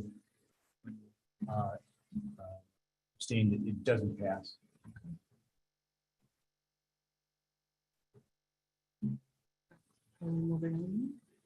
Yep. Resolution 52 of 2022, resolution to accept the milfoil harvesting proposal. Whereas the town board prepared a request for proposal to perform milfoil harvesting from the Lake Luzerne, and whereas two proposals were submitted in response, and whereas after reviewing the proposals and conducting due diligence and having deliberated, the town board finds that it is in the best interest of the town to accept the proposal from. Aqualogics Incorporated. Now therefore be it resolved that the proposal from Aqualogic is accepted, and it is further resolved that Supervisor Molino is hereby authorized to take the necessary actions to accept said proposal. There's a couple of things with this, and I want to make sure that Mr. Attorney understands what I'm saying. We had the proposal, it was changed 2 or 3 times by this particular company. And now we have a full new, today or roughly, Do you want me to give a little rundown? you can take it. Councilman Miles has been handling this, and I like this proposal. Sure, I think we're all in agreement that we got to take care of our lake. We've had support from the public tonight. We got a list of potential contractors from Adirondack Park Agency. It had a list of 10 or 12 people on it. Half of those listed on that list were in fact consultants, not contractors, so that narrowed it down. We sent the request for proposal to 5 companies. A week after we sent the proposals, I called them all. The first one I got a hold of says he's no longer in business, so we're down to 4. The next one I spoke to was from Maine. He says, my plate's almost full. You're too far away. I wouldn't be bidding it anyways. The next one was Aqualogics, said they would definitely be bidding it. In fact, we got their proposal like a week later. The other 2 remaining, one was a company called AE Commercial Diving, who is doing a lot of work for Lake George. They said they would definitely bid. And the third one that we still had on the burner was intending to bid. Day before bid day, we had received already Aqualogic proposal. We had received the AE diving proposal. The third one from Saranac Lake, I forget their name. Invasive Solutions Dive Company, he backed out on the day before the bids were due. So we ended up with 2 proposals. The 2 proposals we got in the RFP, we asked for 2 prices from each bidder. We asked for a price for them to do the harvesting using our boat, and do the harvesting using their own boat. Supervisor's suggestion was a good one, and it was his suggestion to get that second price to see if this boat we put together a few years ago has been saving us money. So the results of the proposals were as follows. Aqualogics bid $66,000 to do 60 days with the harvesting using the town's boat. Aqualogics bid $84,000 to do 60 days of harvesting using their own boat. AE Commercial Diving did call me a couple days ahead and said, I don't want to use your boat. Will you accept my bid for just using his boat? Knowing that I was down to either 3 or possibly only 2 vendors, I said, yes, we'll accept your bid, but using it will be dependent upon the process. So his bid was $105,000 for 60 days worth of work with his own boat and equipment. So apples to apples, we're at 105,000 for one company versus 84,000 for the one that's been doing it, if we don't use our boat. If we use our boat, we're at 66,000. Since then, Ecologics has waffled on the price, but most recently, they've come back to agreeing to the $66,000 for 60 days harvesting using our boat. There is no doubt in my mind, and I think, pretty objective on this, that the Ecologic, although they are not the best contractor in the world in terms of maturity and paperwork, they have done a decent job. Last October, we commissioned the Darren Freshwater Institute to do a study. The reason we did that, it cost us $3,000. The reason we did this study is to start preparing for an application now to do a herbicide application on the lake. It's a chemical called Basilicor. So we needed a study done to figure out what do we have in the lake? Where's the milfoil? What's the quantity of it? How many other plant species are there? And what's those? What have those plant species done over the years since we've been monitoring the lake? So they did that study. It's about a 50-page study, and if anybody wants it, I'd be delighted to show it to you. But they have in their report, which I copied 3 pages of, several spots, 3 spots, things like the preponderance of native species points to the success of the management effort generally controlling the growth of Eurasian milfoil. What does that mean? That means because there's a lot of different types of species in the lake, that means the milfoil hasn't taken it over. And the reason milfoil hasn't taken it over is our harvesting efforts to this point have been reasonably successful. So my conclusion is, if you take some of the numbers from the competitors' proposal, use them to make a comparison, I would say, these numbers are rough, I would say that buying the boat, setting up the boat, has saved the town about $150,000 in the last 3 years. So I am making this motion that we rehire Ecologics with a couple qualifications. One is I personally will accept the responsibility to make sure we get our dollars. I personally will make sure with the Lake Association's assistant that they give us, as contracted, 6 hours per day diving in the water. I will personally make sure that they prepare the reports for the grid, the GPS grid, as we have requested. And I will personally make sure that the Lake Association's continued cooperation benefits the town. I guess that ends my speech. Right. Okay, excuse me, Jim, before you start that conversation, I have to change. Okay, thanks.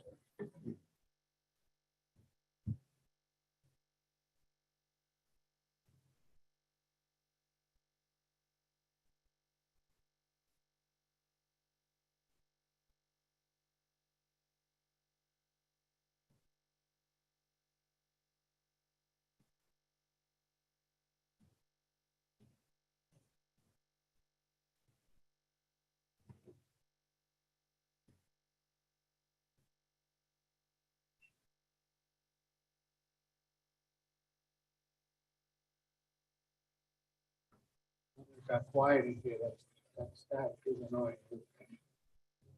I could lower it down, but we might lose the people in the field. Just put up with it the rest of the night, hopefully. They're saying we need a booster part in here, and we got it on order. See what happens.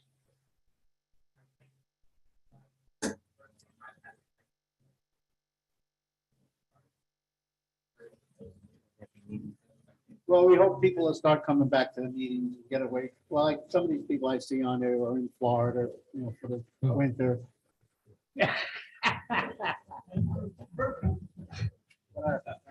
She shut it off to change the tape. Oh, Lord. Get me nervous. Not nervous.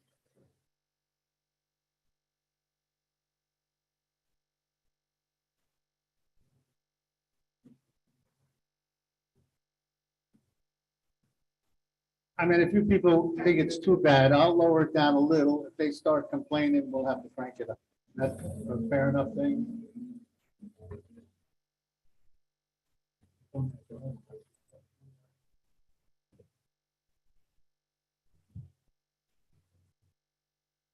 Good.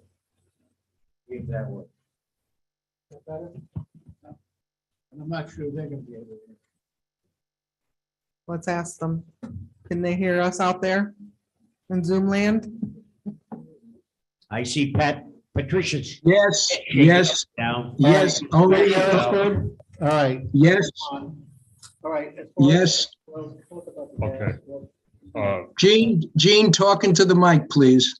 I am, I can't. I'm here. During the process of receiving the bids and addressing board members' concerns about Aqualogic, their shortcomings, Aqualogic's flip-flopped around on their bid. At first, they bid as we asked, which was 66,000 using our boat. Then they withdrew that bid and says, we'll only do it using their boat. And that just threw gas on a fire that was already burning hotter than it needed to burn. Some of those issues have, well, all of those issues have been discussed in detail. They agreed to go back to the $66,000, but then he added another little number in saying, I'm really concerned about the cost of fuel. Brings his crew down from Chestertown. He wanted to add $100 per day for a fuel surcharge. I spoke to him today and I said, there's no logic to that number. It's a dart that you threw at a board. Would you be willing, once you get into this, to come up with some real numbers? And he said, yes, I would. So we may have to do a change order for some extra fuel, but he also said it might be small enough so we won't have to do anything.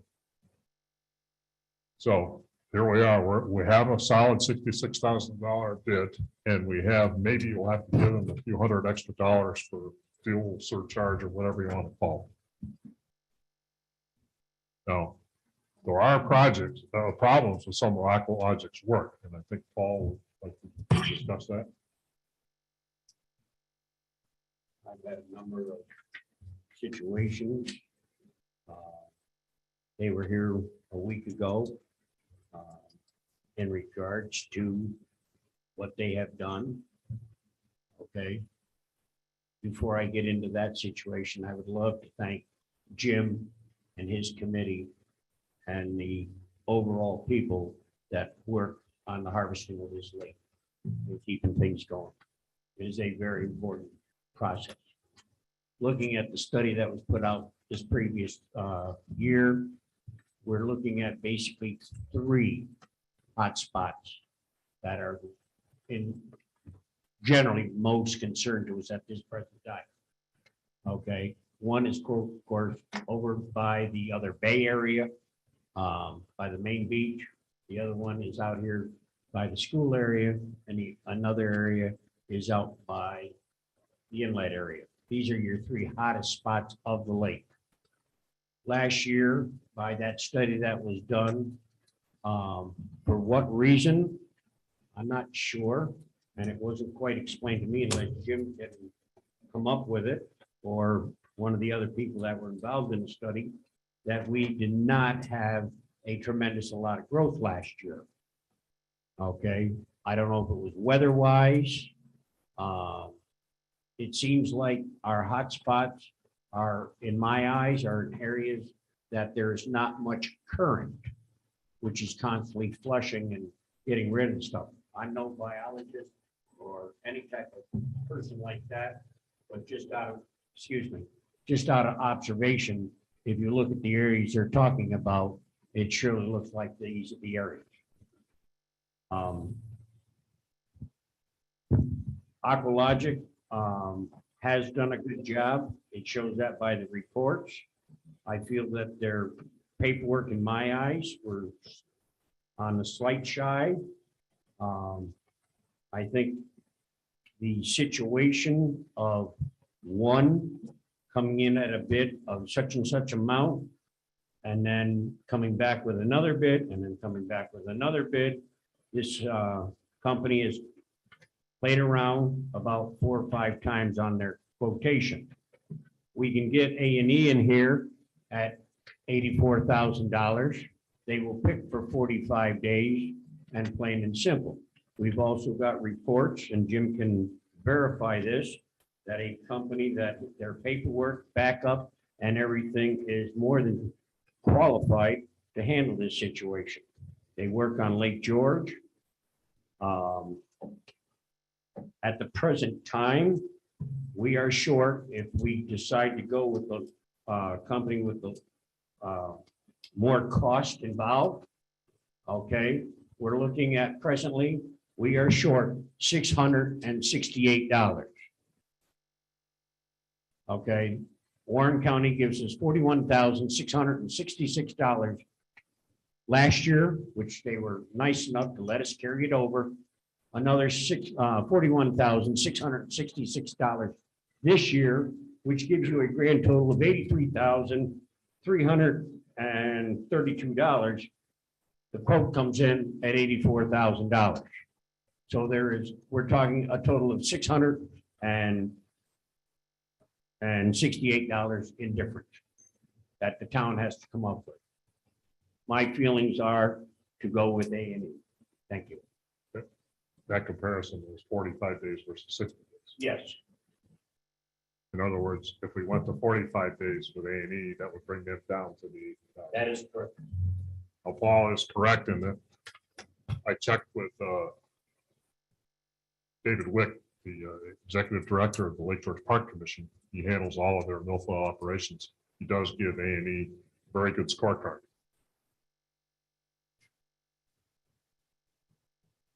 If anybody wants to look at it after or whatever here, this is color, or supposed to be a color, but these are the hot spots Paul's referring to. This is one of the last pages of the report that Durham Freshwater Institute did for us back in October.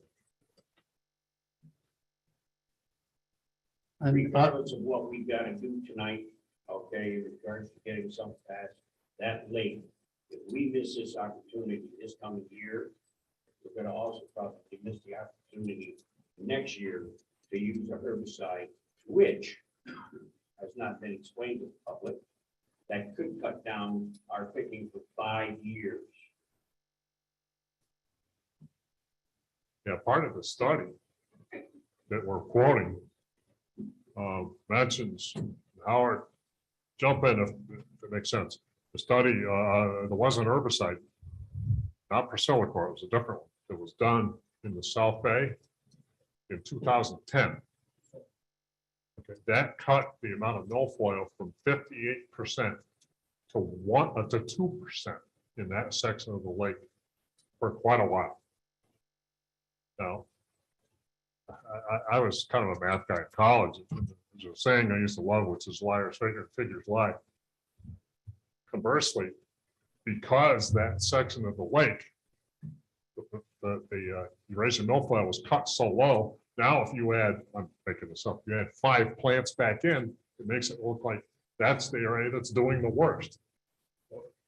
Because the percentage goes up, because you're dividing by a smaller number. But that's not really true. That's still a good section of the lake. But the Priscillacor is proving to be very, very effective. And several experts have told us that if we can get the Priscillacor application approved, hopefully for next year, we will probably cut our harvesting cost, I'm guessing, like 2/3 per year for several years. The other thing It'll is be cheaper. It's not that expensive. right. The other thing is Mr. Niles informed us today that A&E, with their paperwork and everything else, feels that if we are going to pursue Silicor to take care of the lake's problems or cut it down, that A&E was a very good company to help us get through this.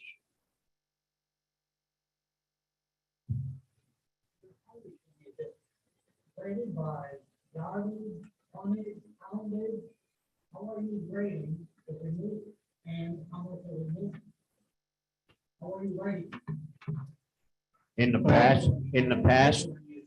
past, Fred, what was done is they were supposed to be on a certain amount of tonnage per season. Okay, over the course of their period of time. And of course, as picking goes on, the tonnage goes down less and less and less. Okay. At the end of every week, whatever they have picked, it goes in a trailer that is placed right next to their boat area. Anything they pick goes into that trailer. And then approximately once a week, every 10 days, the trailer is taken up to the weigh station, weighed, and that figure is put down on paperwork to know exactly how much they are picking. That is the end result, the weight. Yeah. Yes, And every year would be less and less and less. it will be less and less and less because, of course, they're picking, if they're doing it correctly, should be less and less and less. That's what we have to check rather than the dollar. Yeah, but I think the, It all comes down Wow. to one thing, Fred. what's a better indication of how good they did is what's still in the lake.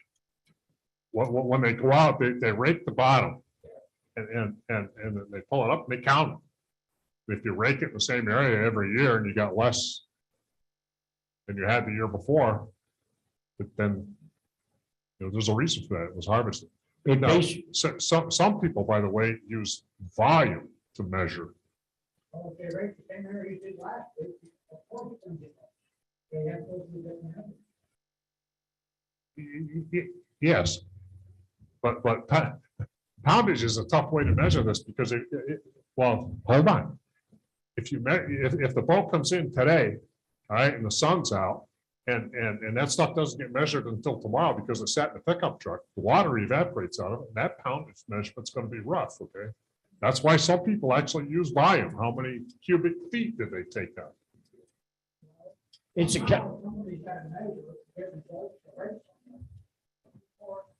Can I jump? Today, you get 10 yards. If you go 20, you get paid for 10. shame on you. Yeah. Well, Freddie, when we started this program 5, 6 years ago, the set thing was at least 20 tons per year, per season. So what is the rate of last year? Last year was probably about 8.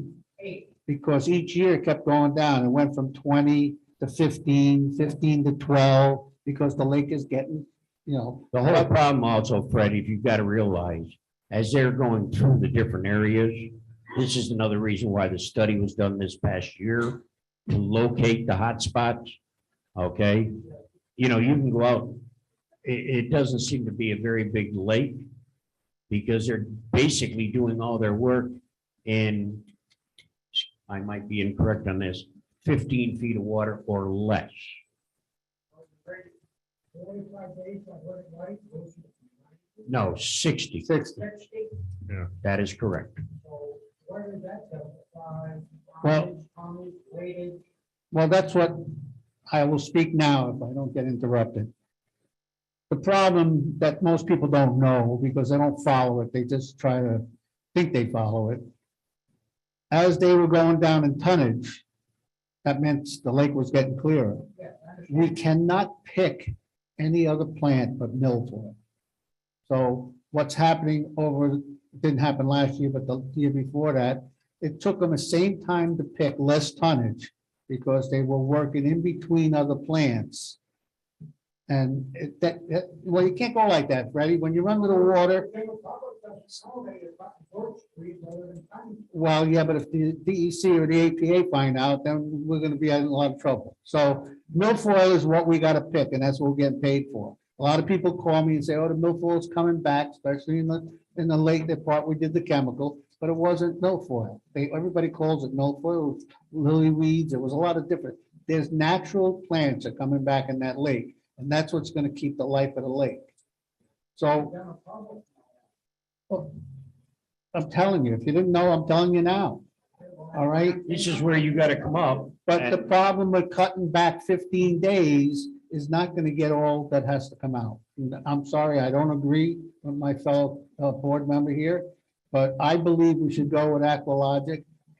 1-year contract. By this time next year, we'll know what went on. And if we have to use the chemical. Now, the chemical is not gonna go in the whole lake.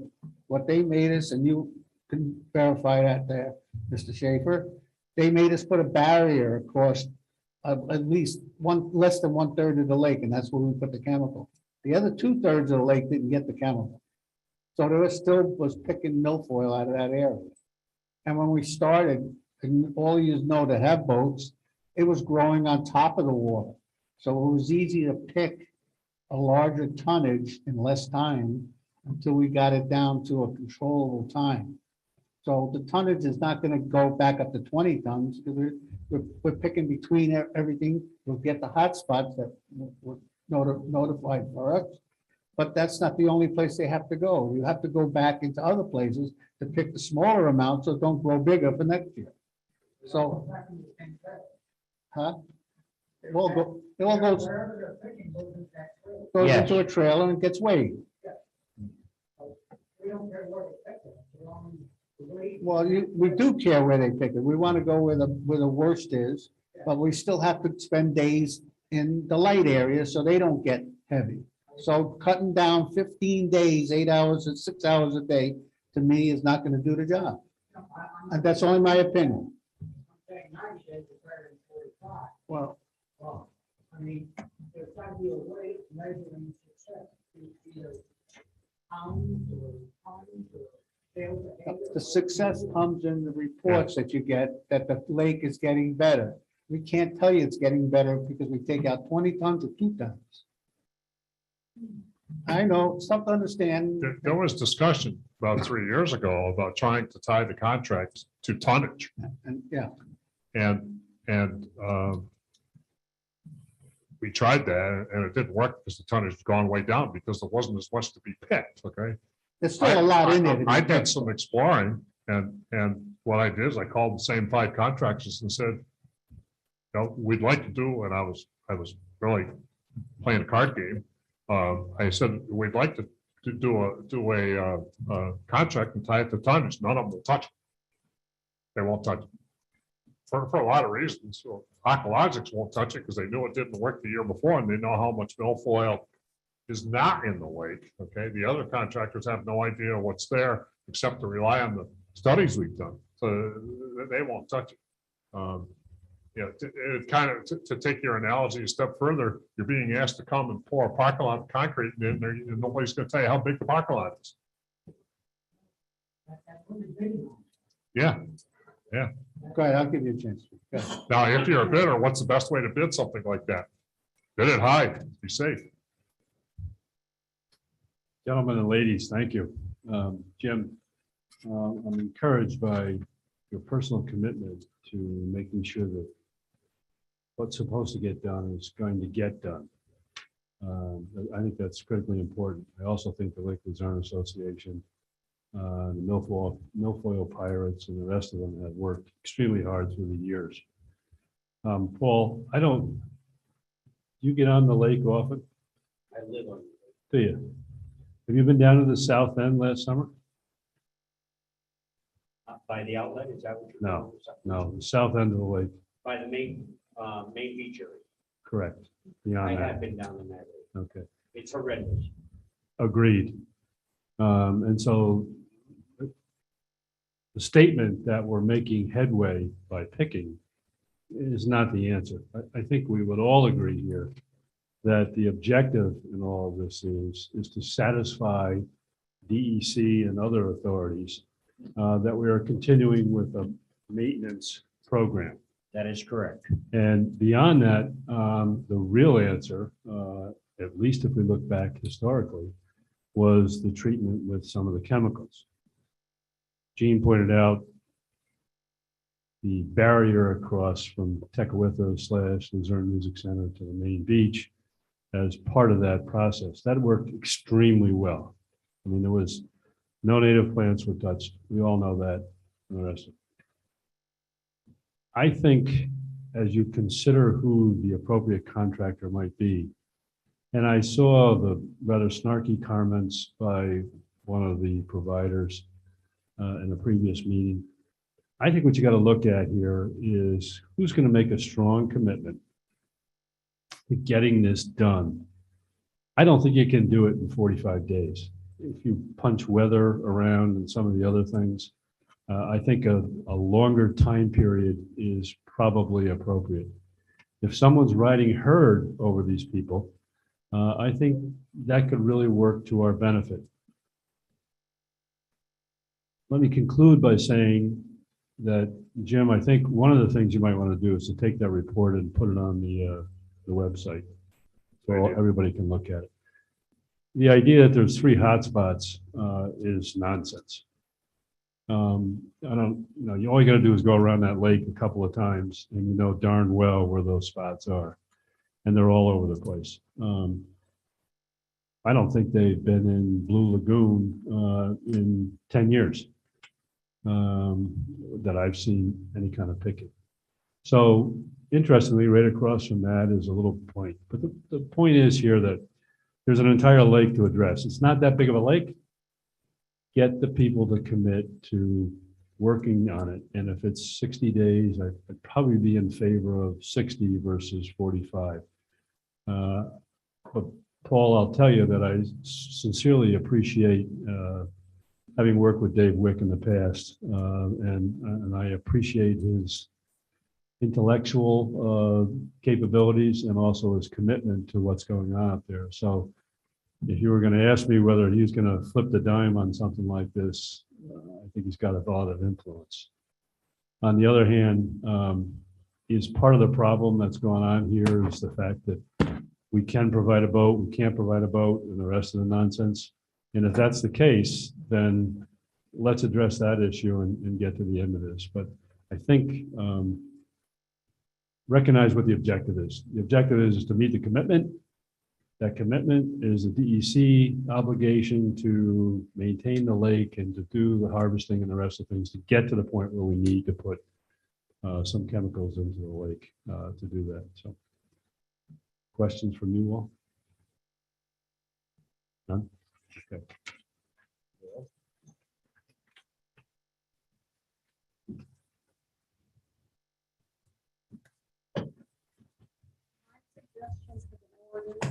You should put your personalities aside and maybe have the 2 Milfoil professionals come in and speak, do their presentation and do it that way. Rather than argue amongst yourselves. This is where we've got a problem. We're running out of time. Okay, these contractors, okay, want us to make a decision so they can go ahead and schedule other commitments possible. Okay. Aqualogics, I'm sorry, couldn't be here tonight. He was here last week. Okay. These are the reasons why something's got to be done. And I'm thinking definitely by the 1st of the month.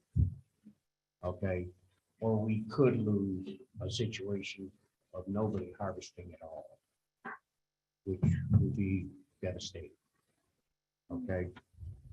To be honest with you, I listened to the Aqualogic presentation. I believe it was last week. Yeah. I was very impressed. I mean, personalities aside. That's what I tried to keep out. Thank you. I'd like to make one final comment is I'd ask you to keep in mind that Councilman Niles has been working on this since November. He has met with countless people ranging from the vendors, the county, environmental leadership, APA, Lake Association. You've got to, I'm sure you've got well over 150 hours into this. And that doesn't even include the Lake Association folks. And I enjoy it. We're having fun with it, but we want to see the result. We are at the moment where a decision needs to be made. If a decision isn't made tonight, and I'm not being impulsive, but if a decision isn't made tonight to select a contractor who we can have a contract with in gear within the next 10 days, we will have lost the 2022 season. So what does it mean if we go for a second year without the lake being treated? It means, aside from the fact that you have exponential milfoil growth, fast appearing, it's going to mean far worse erosion. It's going to mean quickly deteriorating property values in Lake Luzerne. Don't believe it from me, but talk to the real estate people who are all keeping a close eye on the milfoil and what the Lake Luzerne Town Board is making a decision on tonight. This is an important decision. And I just would want to underscore that if we look at the big picture, I know this is not an easy vote for any one of you. This is not an easy vote for any one of you, but you're a town board member and that's what you signed up for. So those of us who care about the lake, and it's everybody, I'm sure, in this room, I'm sure it's everybody in this room who cares about the lake. We hope that you can make a decision, a majority decision. We don't care which contractor you go with, as long as it's somebody who can address the problem professionally. You have the support of the Lake Association, among so many others, and we trust that you'll make a good decision. Howard, can I ask you a question? Please. I've asked you this before. Do you think 45 days would do it? You know, I'm not a scientist, but when I look at having read the proposals and having seen the commitment that the vendors who we've had, or the vendor who we've had in the past, if it's a full day, I'd much rather prefer 60 rather than 45. But if 45 is the common ground that the three of you have, then we would ask you to consider it.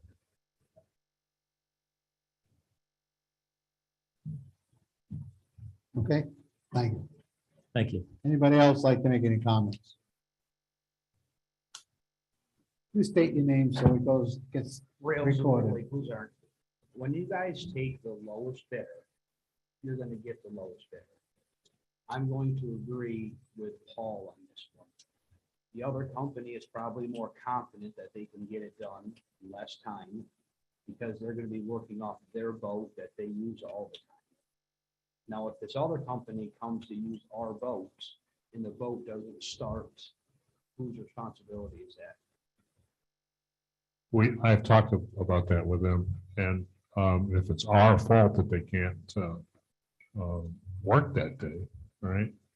What they have said and what they've done in the past, so I'm told, is that they will cancel the day and come back without extra charge. I specifically brought that up. I don't know, Paul, if you can.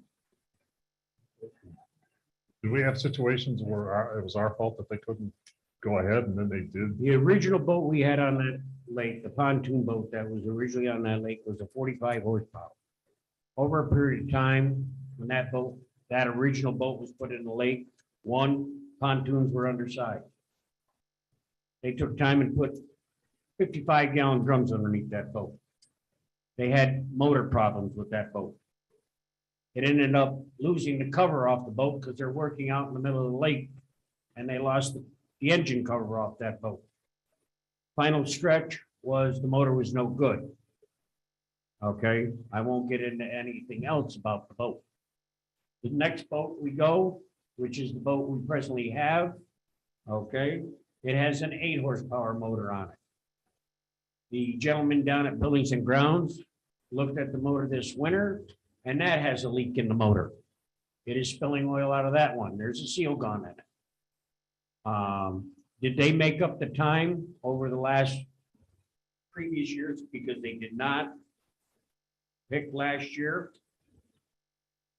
I cannot say yes or no.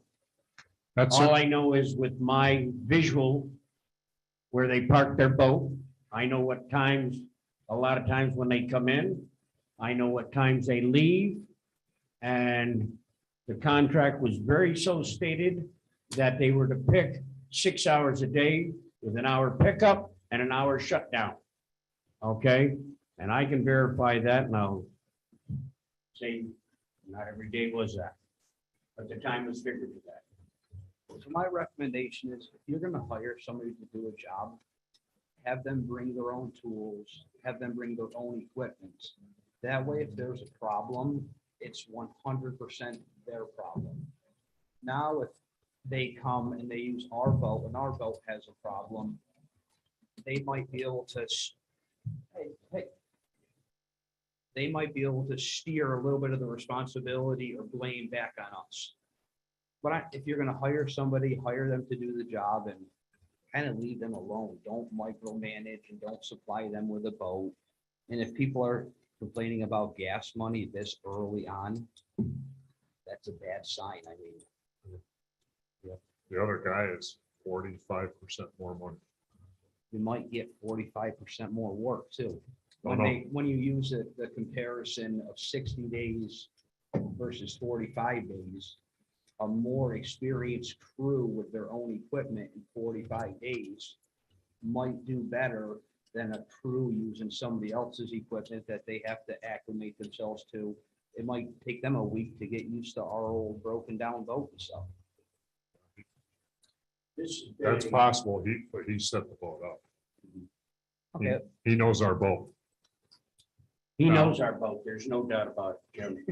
When the original boat was set up by him a year ago, they decided and they talked us into going from a 4-inch suction situation down to a 3-inch suction on harvesting because the amount and the moving of a 3-inch suction line around the lake, the cost of the town, the cost on the project.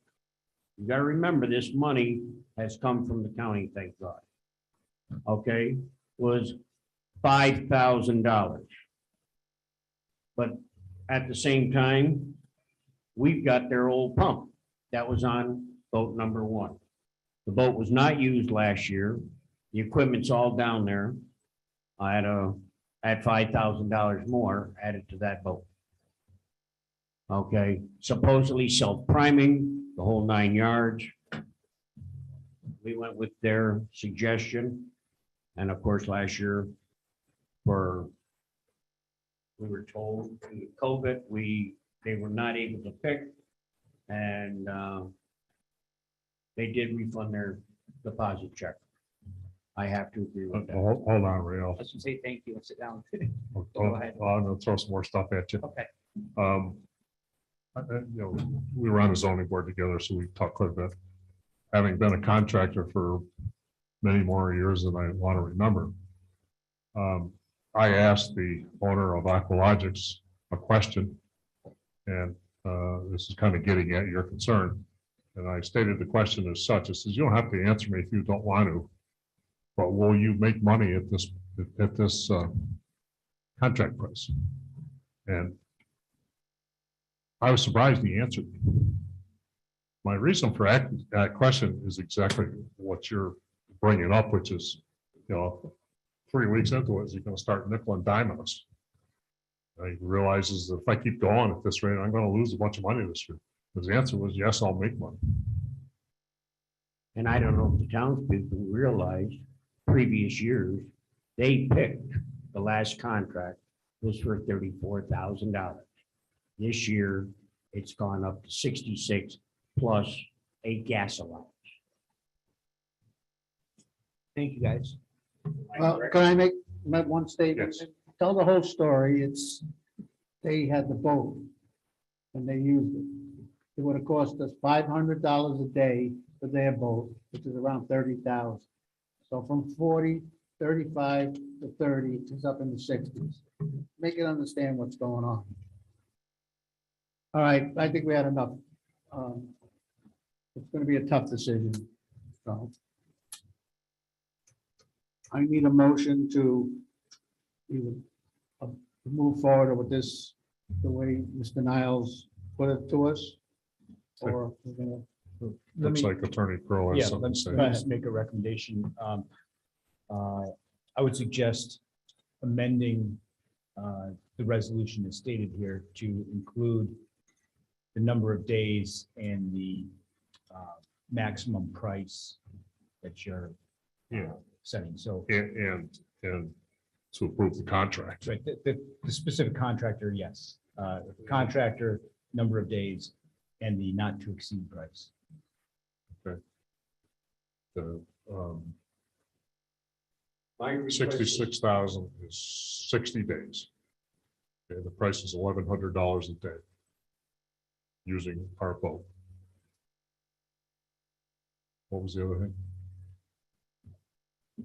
The contractor's Aqualogic. If you're making the motion, what I would suggest is we amend the motion to include the name of the contractor, which they did. Aqualogic, the not to exceed price, and the number of days. It's Aqualogic Incorporated. They had two offices. I'm not sure which one they consider their main office. They have one in Chestertown and one in Johnsburg. I can.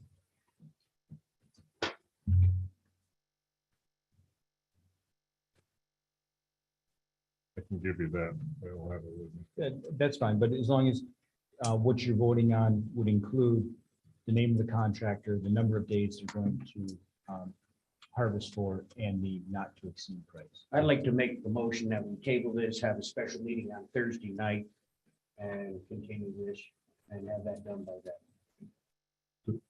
Did we already make a motion, Maury, or not? No, I just made a motion. That a special meeting is called, those two factors that our lawyer just put into it are put on the proposal, and we go from there.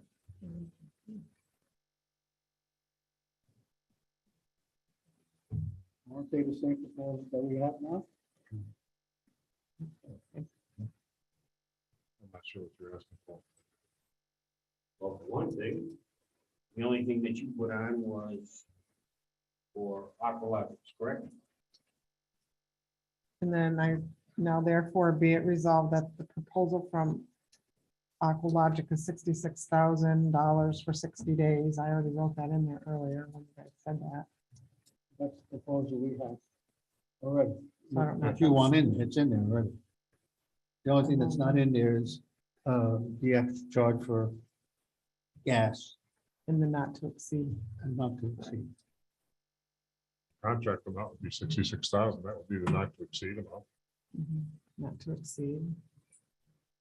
It would be billed at a daily rate of $1,100. 1,100 times 60 is 66,000.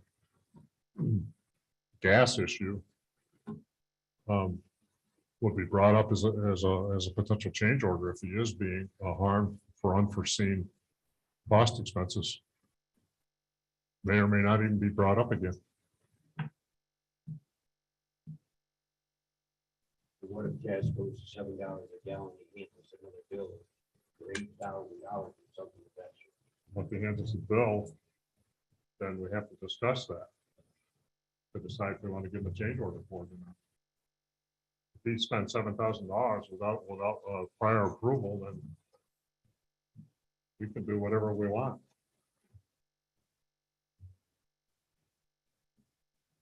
So just to reiterate, we do have a motion to table. So if we, I guess, address that, first of all, if there's a second or discussion on the motion to table, we should resolve that issue first. Let me cut to the chase. We don't have a second for that motion, correct? If we don't table it, are you gonna vote no? Vote comes up, you know my answer. And what do we do to, what discussions do we still need to have? Just speaking generic, not specifics. We need to talk about both, we need to talk about Aqualogics, whatever. I've I'm inclined not to table it, unless there's more stuff to talk about. had a number of thoughts. I've thought about this situation for quite a period of time over the last couple of weeks. Okay, and I know you have. Do you need more? Gene has. Do you need more time? Okay, and under the circumstances that I've discussed this evening, okay, my feelings, along with a number of other things that were given by the gentleman from Aqualogic that beat up the town board at our last meeting and then asked to give him a job. Okay, I thought it was very rude under those circumstances. And it seems like, again, we have tried to alter his contract to give him another year, one way or another. We didn't do that for the other company. The only thing we asked the other company was one thing.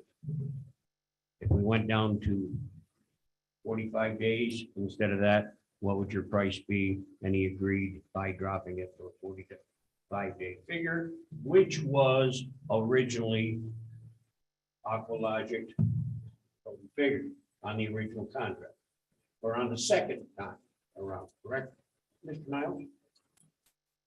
He crossed it off and dropped it that night. His original bid was $84,000. Using his boat.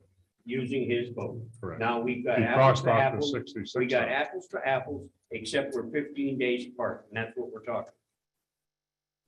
Now this gentleman, Aqualogic, has redone that quote. I know of now at least 4 times with the change orders in regards to now possible charging us. The last one was $100 a day for 60 days, which took his figure up to $72,000 at $66,000. And now he's gone from that. Well, don't look like I'm going to get it. I'll bear with it and I'll give you a bill at the end of the season. I'm sorry. That's my feelings. And I thought about this hard and strong. I don't believe a gentleman should be beating up the board, not just myself, everybody on this board, and especially you that have done so much work preparing this, that flew right by everybody, I get. I'm sorry. Well, can I answer something on that? This board beat him up last year, accusing him of selling us a stolen boat. It was in the paper. It hurt his reputation of his business that he does 12 other lakes around. It made him look bad in the paper. So I think when he said his piece, he's at calm now and wants to get back to work. Our objective here is to get a company to come in. And if you're gonna hold personal things, it'll never work. Stop having tunnel vision and I'm asking for 1 year with this guy. We'll know. You know, it's the money. The money is important because it's got to continue year after year. And we've been lucky that I'll say I got money from the county, $42,000 a year for the last 5 years. Saved the taxpayers a lot of money. They don't even like what's going on with this stuff. And I don't know what'll happen in the budget next year. If we don't come up with a problem, we might not get any money. So let's think about the lake and think of what our job is, not what, and I'll tell you right here now, Paul, yeah, don't look at me that way. I'll vote either way you guys want, even though I disagree with going to the higher price. But I'm thinking of the quality of the lake and getting it taken care of. That's all I'm doing. Well, it's not the way it sounds like. If we vote for Aqualogic, we're gonna vote no. If you two vote for the other guy, I will vote yes, as much as I don't want to do it. But I gotta think of that lake and the people around it. This has been carried on, the election is over. Let's get this town back running the right way. this animosity, this sarcasm, all this stuff that's going on, it's over. The election is over. You got a new leader, and I'm the leader, whether you like it or not. I know you I vote don't know no where you're confidence. coming off with this, Gene. Well, because in this is regards what to it this. is, This is the, excuse me, I'll stop. okay, and I'll stop. But it's gotta stop and get back to doing the job for the town. Nobody disagrees with that. We're not doing it. And due to the fact that I am not agreeing with you, okay, makes me a bad man, is what you're putting out tonight. No, that's not And what I'm I'm not putting out. doing it for the town. You've gotta think of the people of the town on the Okay. lake. I'm sorry. Well, you said you're mad at the guy because he beat you up last I week. didn't say that, did I? You I did? said he beat up the board. Well, that's you, the board. You're not a member of the board? Well, I'm a member of Did the you board. listen I to didn't what he take said offense last to it week? because I think he was right. Mr. Schaefer, may I call on you? What did you hear last week?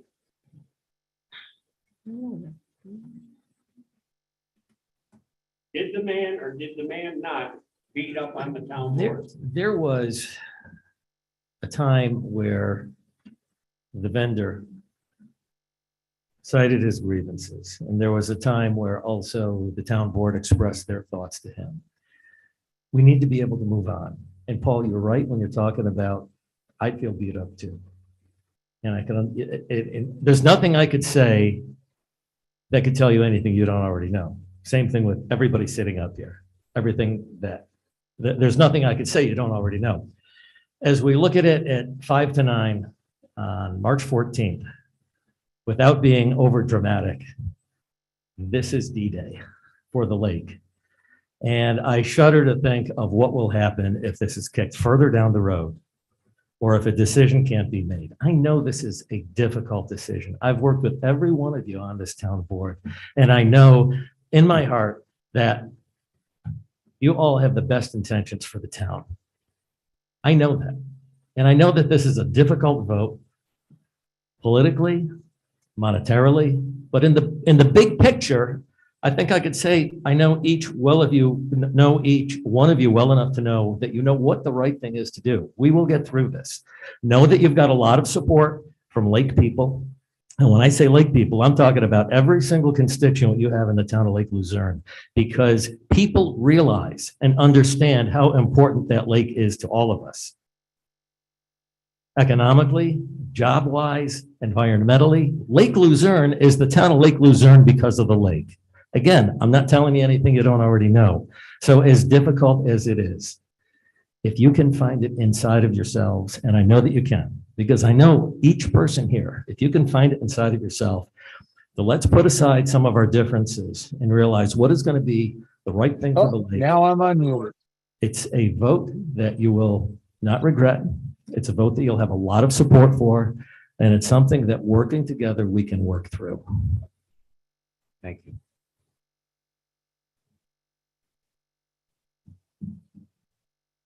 Did somebody want to say something up there?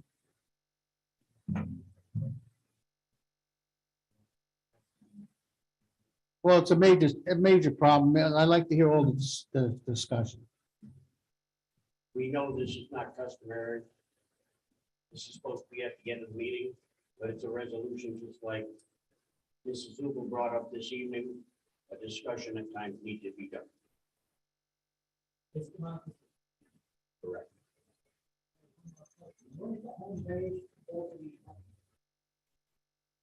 The home base in one is New Hampshire, the other one is Vermont. No. No. Excuse me, where? Chesterton. Aqualogics is Chestertown, AE Diving is Manchester Center in Vermont.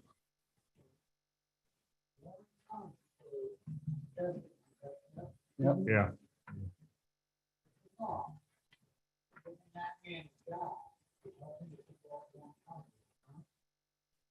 So?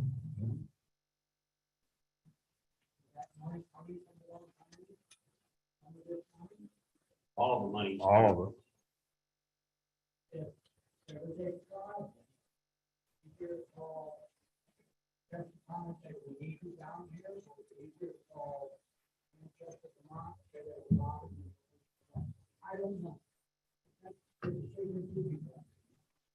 Can't hear him.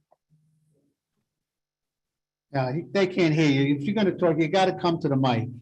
I mean, if you want to speak, we're gonna let you speak, but you gotta speak to the mic so those people can hear you. Mr. Niles, am I correct that Aqualogic main mailing address and the parent company is Chestertown, correct? Is that what you're telling me? It's either Chestertown or Johnsburg.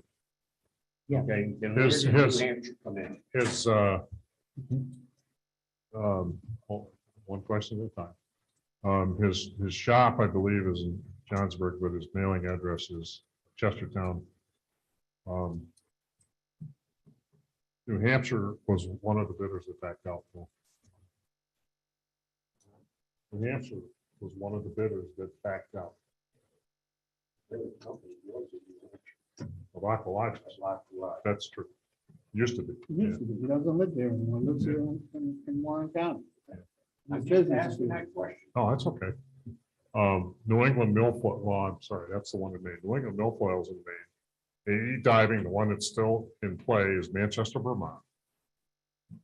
And Saranac Lake Invasive Diving is the one that backed out on bid.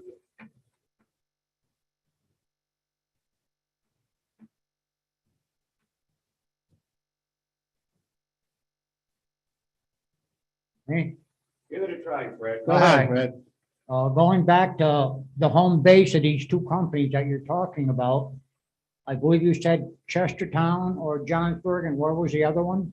Manchester Center, Vermont. Vermont. So we're getting money from Warren County, is that correct? Yes.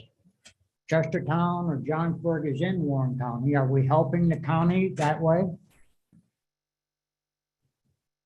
I think there are advantages to being more local for us. Yes. I don't know the quality of work either one of them are doing, but I feel as if keeping the money in our county, in our state is better off than sending it someplace else. If there's a rainy day, they know it in Chestertown, they're not gonna show up. But if it stops raining by 9 o'clock, they might, but maybe not from Manchester, Vermont. I don't know. That's a good point. That's a good point. It's a damned if you do, damned if you don't, I guess. I don't know. Paul's got good points. You have good points. Gene has good points. While we're on the issue of hypotheticals, what if 45 days doesn't do it? Then we're looking at a change order to them for an extra $1,750 a day. Well, they must be putting their crew up in a motel. Yeah, probably. So maybe that's the price difference. Chestertown, I don't know where they're putting their crew up. I don't know. He's got a hotel that he bought and he's putting them up there and he's training them in that lake over there. All right, so that's putting money back into our bed tax or blah, blah, blah, blah, blah, blah. Thank you. I'd rather see the money kept in Warren County, to be honest, but that's up to you people. I'd like to see the money kept in Lake Luzerne, but we don't have no divers, I guess. Don't know. Maybe Paul and I. Well, you know, there's a lot more that I gotta it's a lot more that people have to know. I mean, he's got you were with me when we met him. He's got plans. He wants to buy that red building by the bank and refurbish it. Well, And we have a all got diving- plans. Wait a minute, and have a diving school in there and teach the kids in our school system how to dive. And then they might be able to be employees for his company here.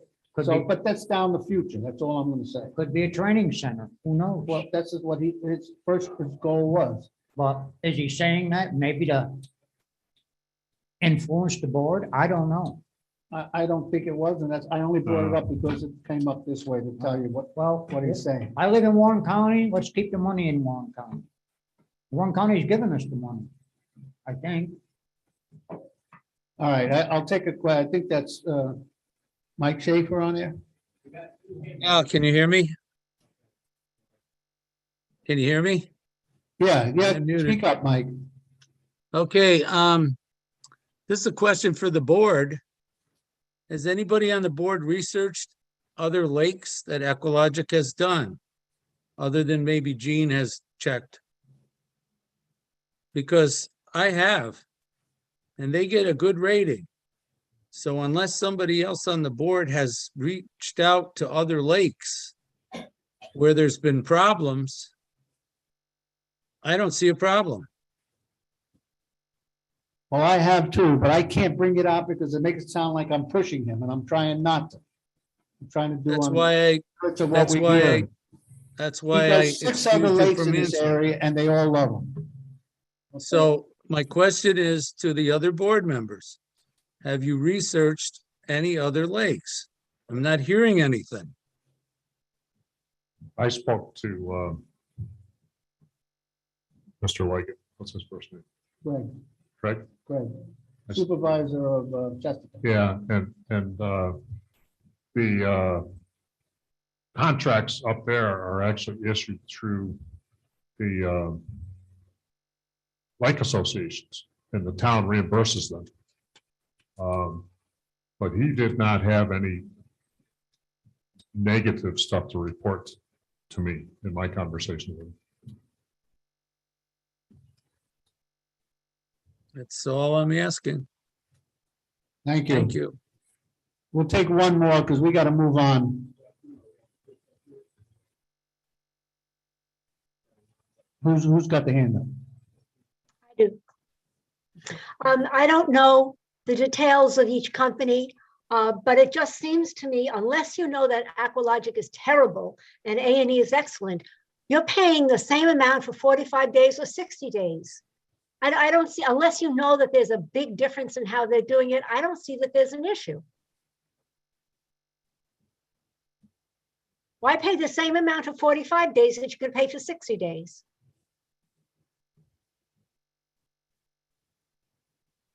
Thank you. I think there's a Kathleen on there. Yeah, yes, I'm a summer resident and I just was curious if either plan include the addition of herbicide to control it, or is it just strictly the harvesting of milfoil? Right now, it's strictly the harvesting of milfoil. That other part has to come from DEC, the APA, and the health department. Thank you. Can we get your last name, please? Bastable, Bastible. Thank you.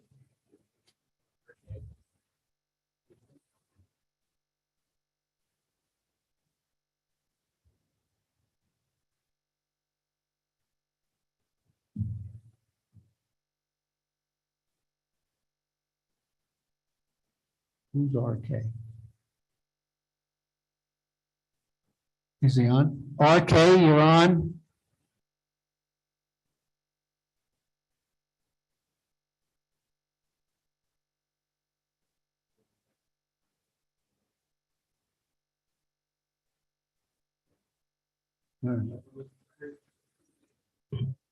It just says RK on this. All right, Kurt.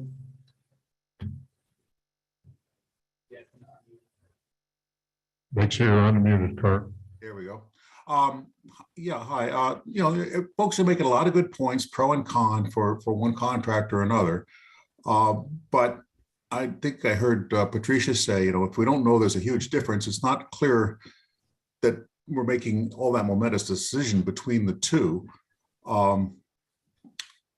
And given all that, the motion's been on the table to table this question for a while, and we're concerned that we don't have a lot of time to make a decision. So I would ask, if we're going to table this, exactly what is the objective that needs to be accomplished in order to meet again? I mean, what are we trying to answer during some period of time when it's tabled? What are we going to know next week that we don't know this week?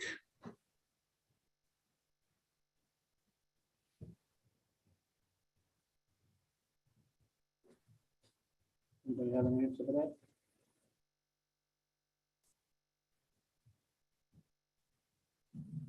The only thing that I can say at the present time is something else might be brought up. I've listened to a lot of people this evening. I've listened to Mr. Marino and Mr. Niles in regards to this subject. And at this present time, there's still a question in my mind. And maybe it's a situation of me tabling it until Thursday night where we can bring it back up and maybe I'll have a better understanding in my mind that goes one way or the other.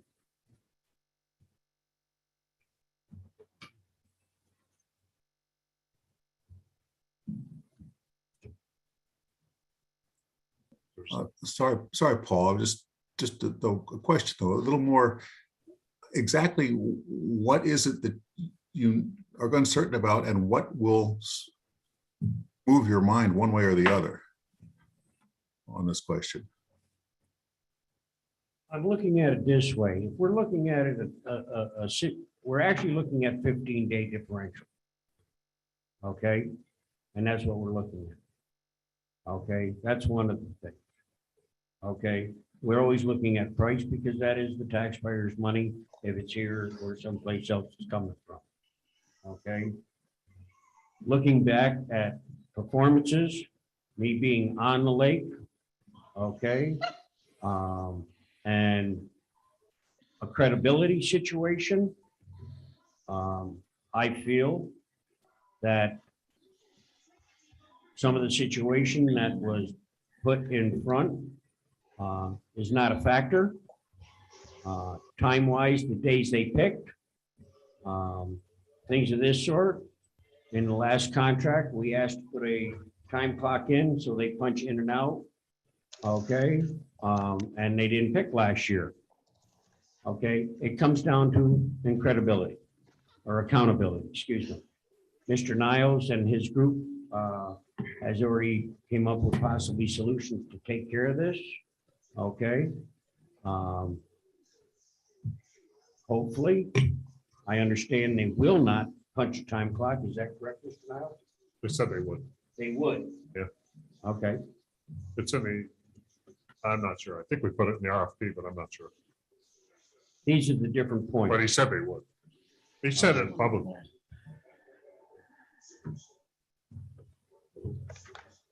You know, it makes it awful hard when my place of residence is right there. And the days I kept paperwork, or my wife wrote down times in and out and things of this, and they come back and said, I was basically didn't know what I was talking about. Okay. I'm very sorry for that. If I made a mistake, I'm sorry to them as well as to the public, but this is what I observed. They said at the last meeting, and I'm very sorry, that I should be looking at their equipment because it's parked out in front of my house 24/7 when stuff was stolen off of it. Well, I'm sorry. I'm a contractor. I take care of my tools.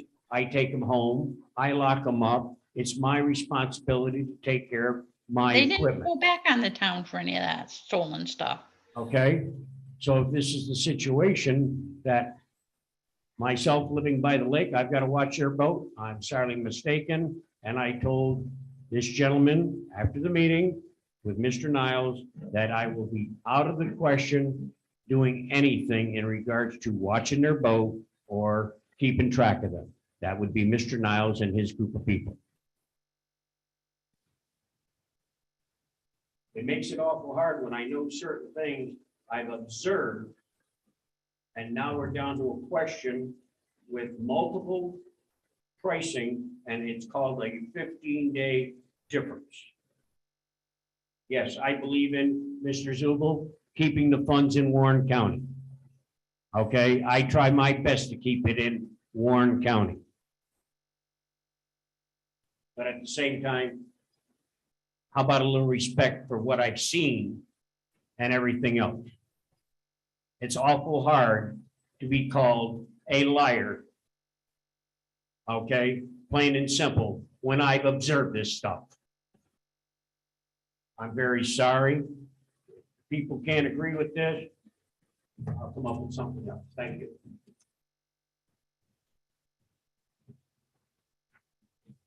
Who is it?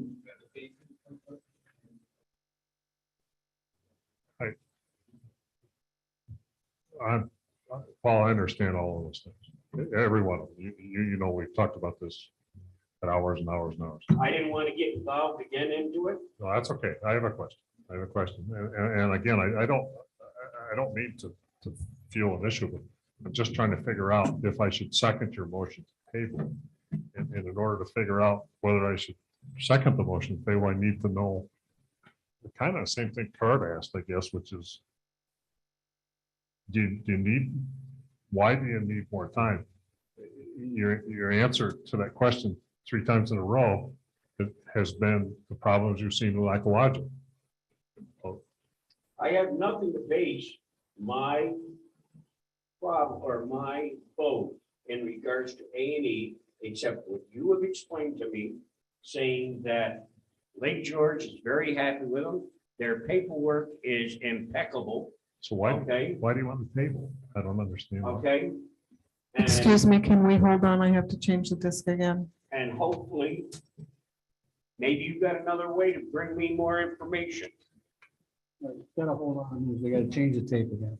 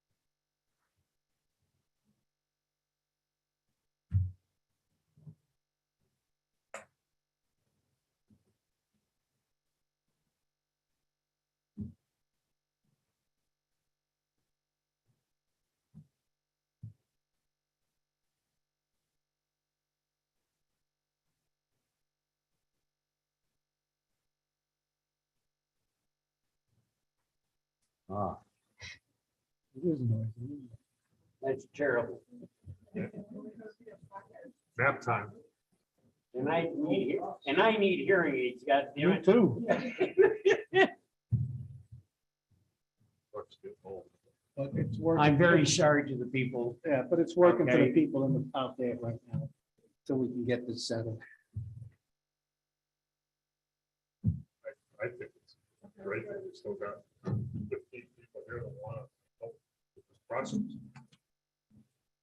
Are you back on? All right, We are. I've got one question to ask the other two board members, because they've been asking me all night long, why won't I go with Aqualogic? Why won't they go with A&E? That's my question to each one of these gentlemen.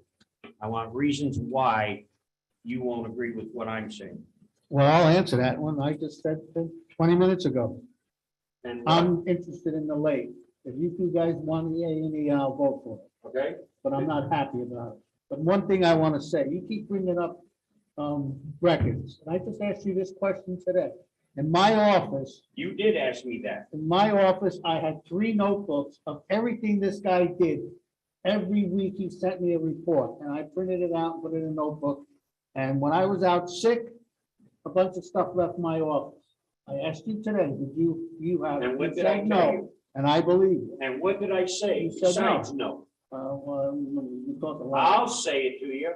I said it to your face. I said no, and I would pray on my father's grave that I did not take And I it. agreed with you. I said, I Okay. believe you. But there's, Okay. now, the only way to get out of this, you want information. Now I want to hear Mr. Wait, Niles. let me finish. I got the floor right now. Okay, go ahead. This guy can print out that whole 2 years worth of that stuff by tomorrow.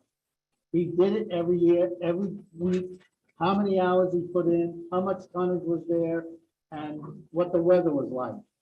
So he did give good reports. They were in my office and they're gone. They've been gone since I got back in September. So whoever took them, they have them. So, Okay, Paul asked me a question. I've always been a conservative person, and I go with what I know will work. And I'm always worried about venturing out and finding something new and that I don't know will work. Specifically, what do I mean? The other towns, the company that we hired to do the survey has said they're doing a decent job. And they are $40,000 cheaper, 39. I don't want to exaggerate. I think it's 39. $39,000 cheaper than the other company.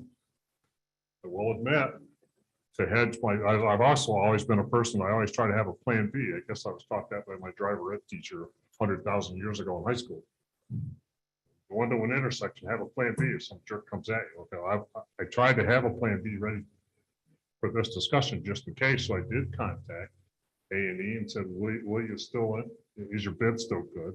And if we cut you to 45 days so we can stay within budget, will you do that? And then I checked their main reference, which is Lake George. I did that, so we had options tonight. But my gut feeling is the value for the town is better to go with the cheaper price. Now, I'm going to put some words in some other people's mouths here. Still answering your question.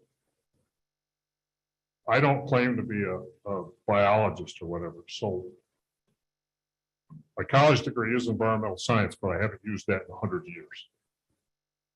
I know how to assemble teams to get stuff done. So first thing I did when I volunteered to take this task on is I put a team together to help write the RFP and help evaluate the RFP. People on that team were Mr. Molino, myself, our lake manager, planner, Tracy Clothier, Kurt DeColes, and Howard Schaefer. So we had 5 people that contributed to the writing of the RFP. Those same 5 people reviewed that twice. I think it went through 3 or 4 versions before it went out. It was given to the town attorney. And those same 5 people helped evaluate the 2 proposals. We really expected more proposals, so we actually set up a scoring sheet to evaluate proposals, a numerical scoring sheet. Kind of didn't need it because we only had 2, right? So what does all that boil down to? Those 5 people, and Howard, jump in if I'm wrong, those 5 people, basically after 15 minutes of discussing the 2 proposals, we said, do we need the Cadillac or do we want the Chevy? We all, and I'll say this, I don't have any problem saying this, we all scored the AE proposal higher. It was a better proposal. It's obvious they have more overhead. They had nice pictures. Their narrative was better. But for that amount of money in differential, I personally don't think it's the better value for a leak. That's why I wanted to go that water. Now, I also will say the same thing that Gene said, and that is, I'm starting to get to the point where I'll flip my vote to go with A&E because we got to take care of this damn lake. We can't wait any longer. Now, A&E promised me that I could still work with them 2 weeks after I last talked to them, and I think that 2 weeks is up. I don't know exactly. I'd have to look at my notes, but it's up within the next 2 or 3 days. That's why I've been pushing to get a decision on this. Putting pressure on us. We got 3 guys. We have to be unanimous, or we don't go anywhere. So I'll call it in the air. Heads or tails.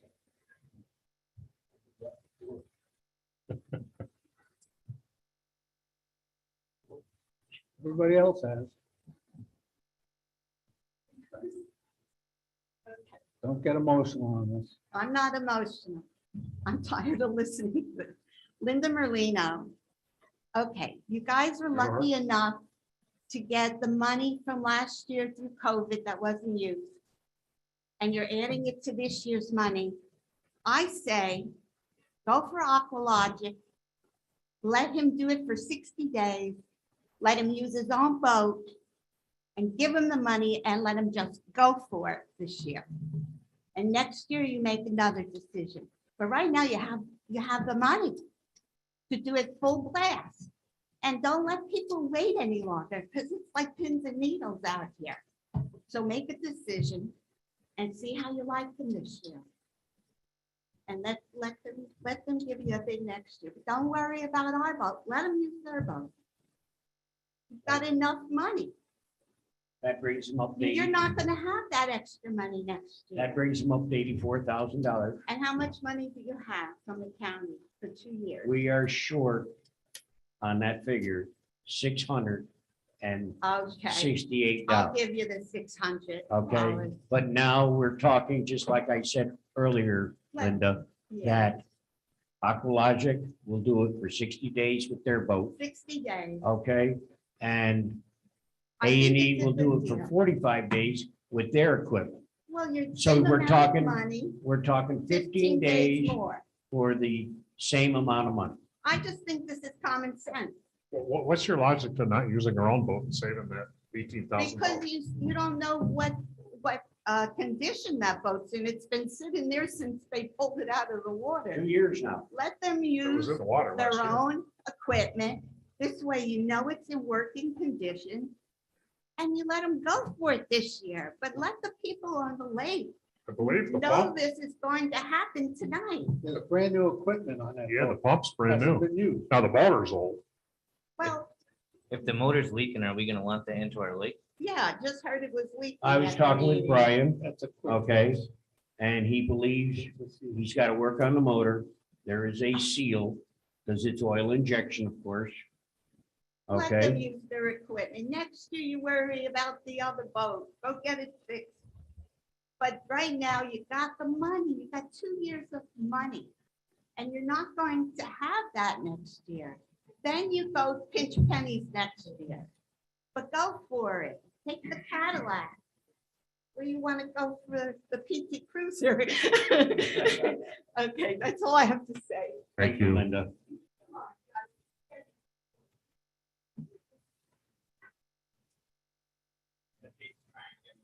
Who? All right, my thing went out here, so I don't know, it's off, because you tell us who it is. Jason? How you doing, guys? At this point, I know you guys could, talk in circles and we can talk about this 100 different ways, but at the end of the day, this is going to boil down to the money, the scope of work, and the work that you guys they're gonna do for you. At the end of the day, if they're gonna do a bad job, you guys have protections in the contract to monitor that. But this really shouldn't boil down to any personal matters. If they do a terrible job, you guys can deal with them after the fact. They just need to do the work for everybody on the lake and just make that movement. Thank you, Jason. Jason, what's your last name, please? Tyler? Thank you. All right.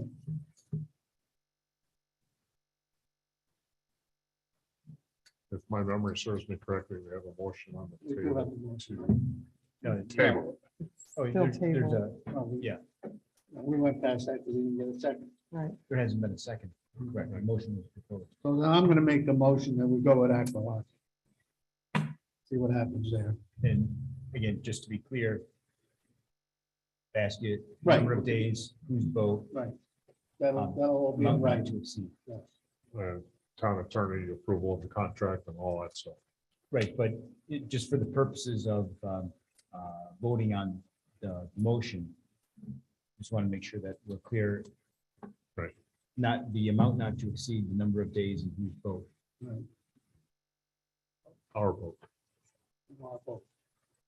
Right, but you're presenting a motion.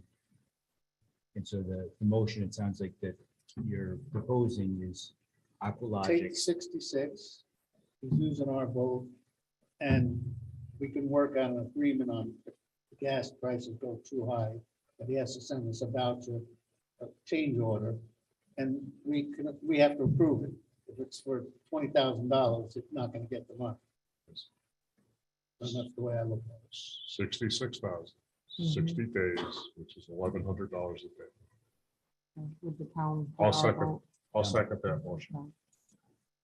All in favor? Aye. Aye. Okay, motion fails, we'll have to move on. Question, we want town board members to consider making a proposal to hire A&E I make that proposal.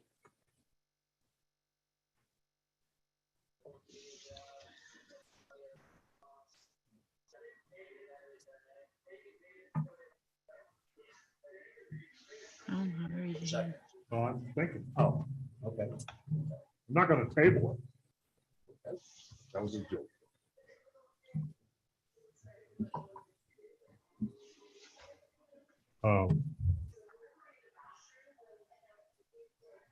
Attorney Crowe, are we on okay ground here? We can't hear. Yeah. My old public experience goes back a long ways. May or may not be relevant, but there are some holes in the Aqualogic performance. When I used to work for the state years ago, terminology was lowest qualified bidder. Are we on solid ground to take the higher bidder based upon the fact that the committee recognizes them as scoring better on the application, on the RFP proposal? And the other facts that have come up, or are we going to run into legal problems? You're not under an obligation. It's, like you said, qualified. And you're able to look at each bid that comes in and base it on all of the different aspects. You said you created a grading sheet. You indicated that A&E graded higher, right? Yes. And so all those things that you were considering can be taken into account. You do not have to just accept the lowest price. I'll second that motion. Okay. Accept proposal of A&E in the amount of 84,000, I believe. 45 days. Yeah. I gotta use my calculator to just double check. It's in here somewhere.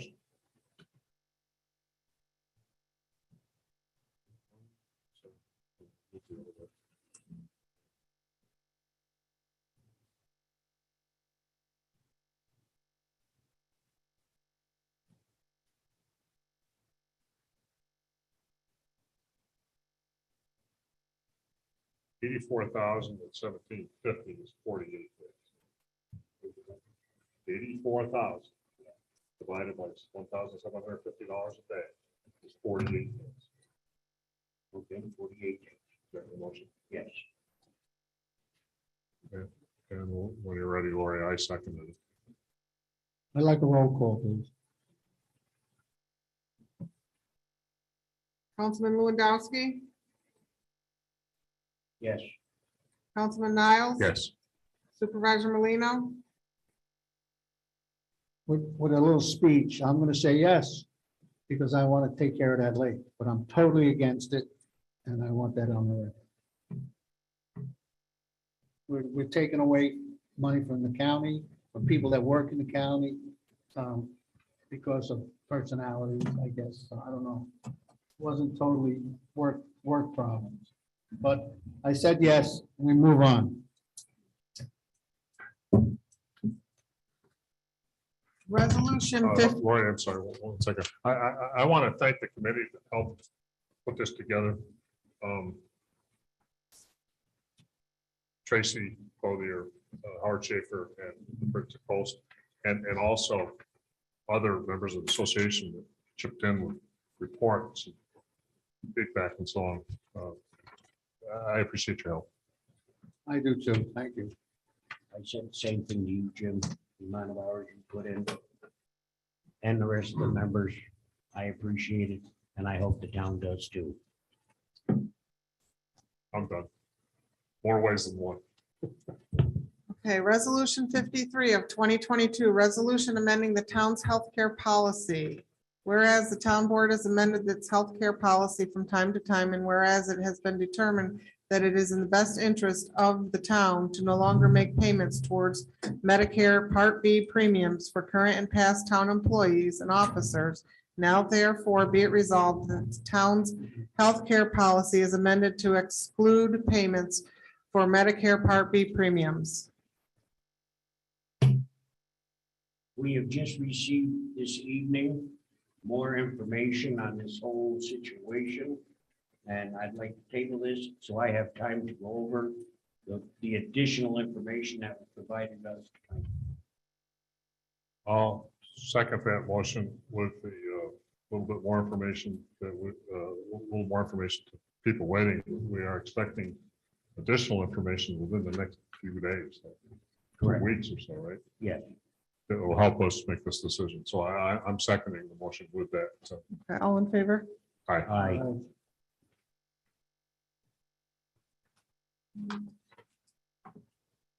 Resolution 54 of 2022. Resolution appointing, and it's blank, to the town board or to the Board of Assessment Review. You have 2 letters that were given to you for your review for that board. You got those at the agenda meeting, Yeah, and they were also emailed to you. it's Annie McMahon Mhm. and Fred, right? Yes.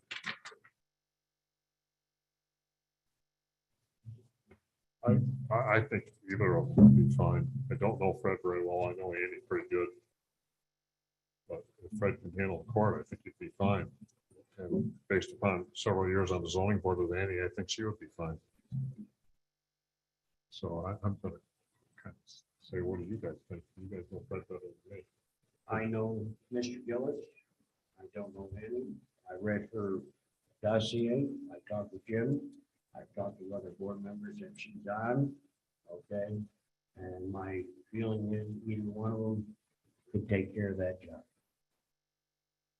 I agree with what Jim was saying. I'm hoping that. What do you think? Well, I know Annie really well, and I think she'll do a great job. She's been on a couple of boards over the years. She worked for us well. The judge, because of the Does the job. board have, do you have any preference Yeah. or do you feel? It's not. No, Karen? It has nothing to do with me. No, I know that, but I'm saying Well, you, Annie has been on the zoning board, which I am, I oversee basically. And I see the Justice Fred Gillis weekly, and they're both, I think either one of them would be competent. The assessment has nothing to do with my office and my job at all. How about a question? Can we put both of them on? Is there any rules that they have 2 people, 8 people, You'd have 10 to people? ask Melissa that. I think don't it's a know 5 anything. panel. I don't Mr. know. Niles, would you like to get the quarter out again? No, is there any rules saying you need 5, you need 8, you need 7? So I don't know how many we have now, 5? Paulette might be able to answer that. You're on that board, aren't you? That's what I thought. Yeah, it's a 5-member board. It's only one night a year, once a year. So I mean, if we add another one on to have Then you might 6. get a split decision. Huh? Oh, yeah, that's true. Okay. Or are we down one or not? Yes. Yeah, we're down. We have 4 now. And it's gotta be done by April, before April, because they've gotta take the course Right. between now and then. It's to fill the vacancy of Jack Fazio. There's no conflict with the other 2, with those 2 people in regards to other jobs within the town or anything like that. No, they can serve on other boards, I'm told. Okay. It's hard, to get good folks to step up to the plate, but I make a motion, we appoint Annie McMahon, the assessment review board.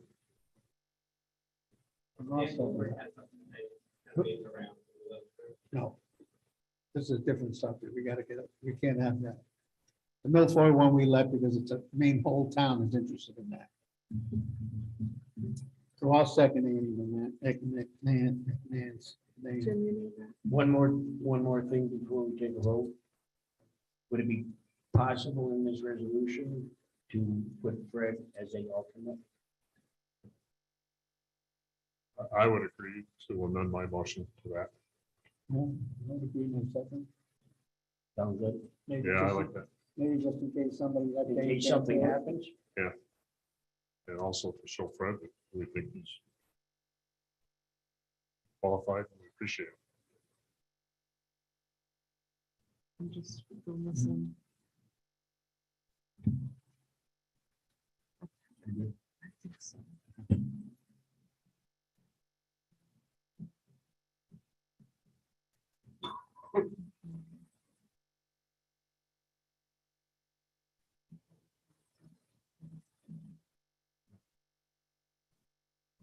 Now, let me read this full resolution, because we had to tweak it here.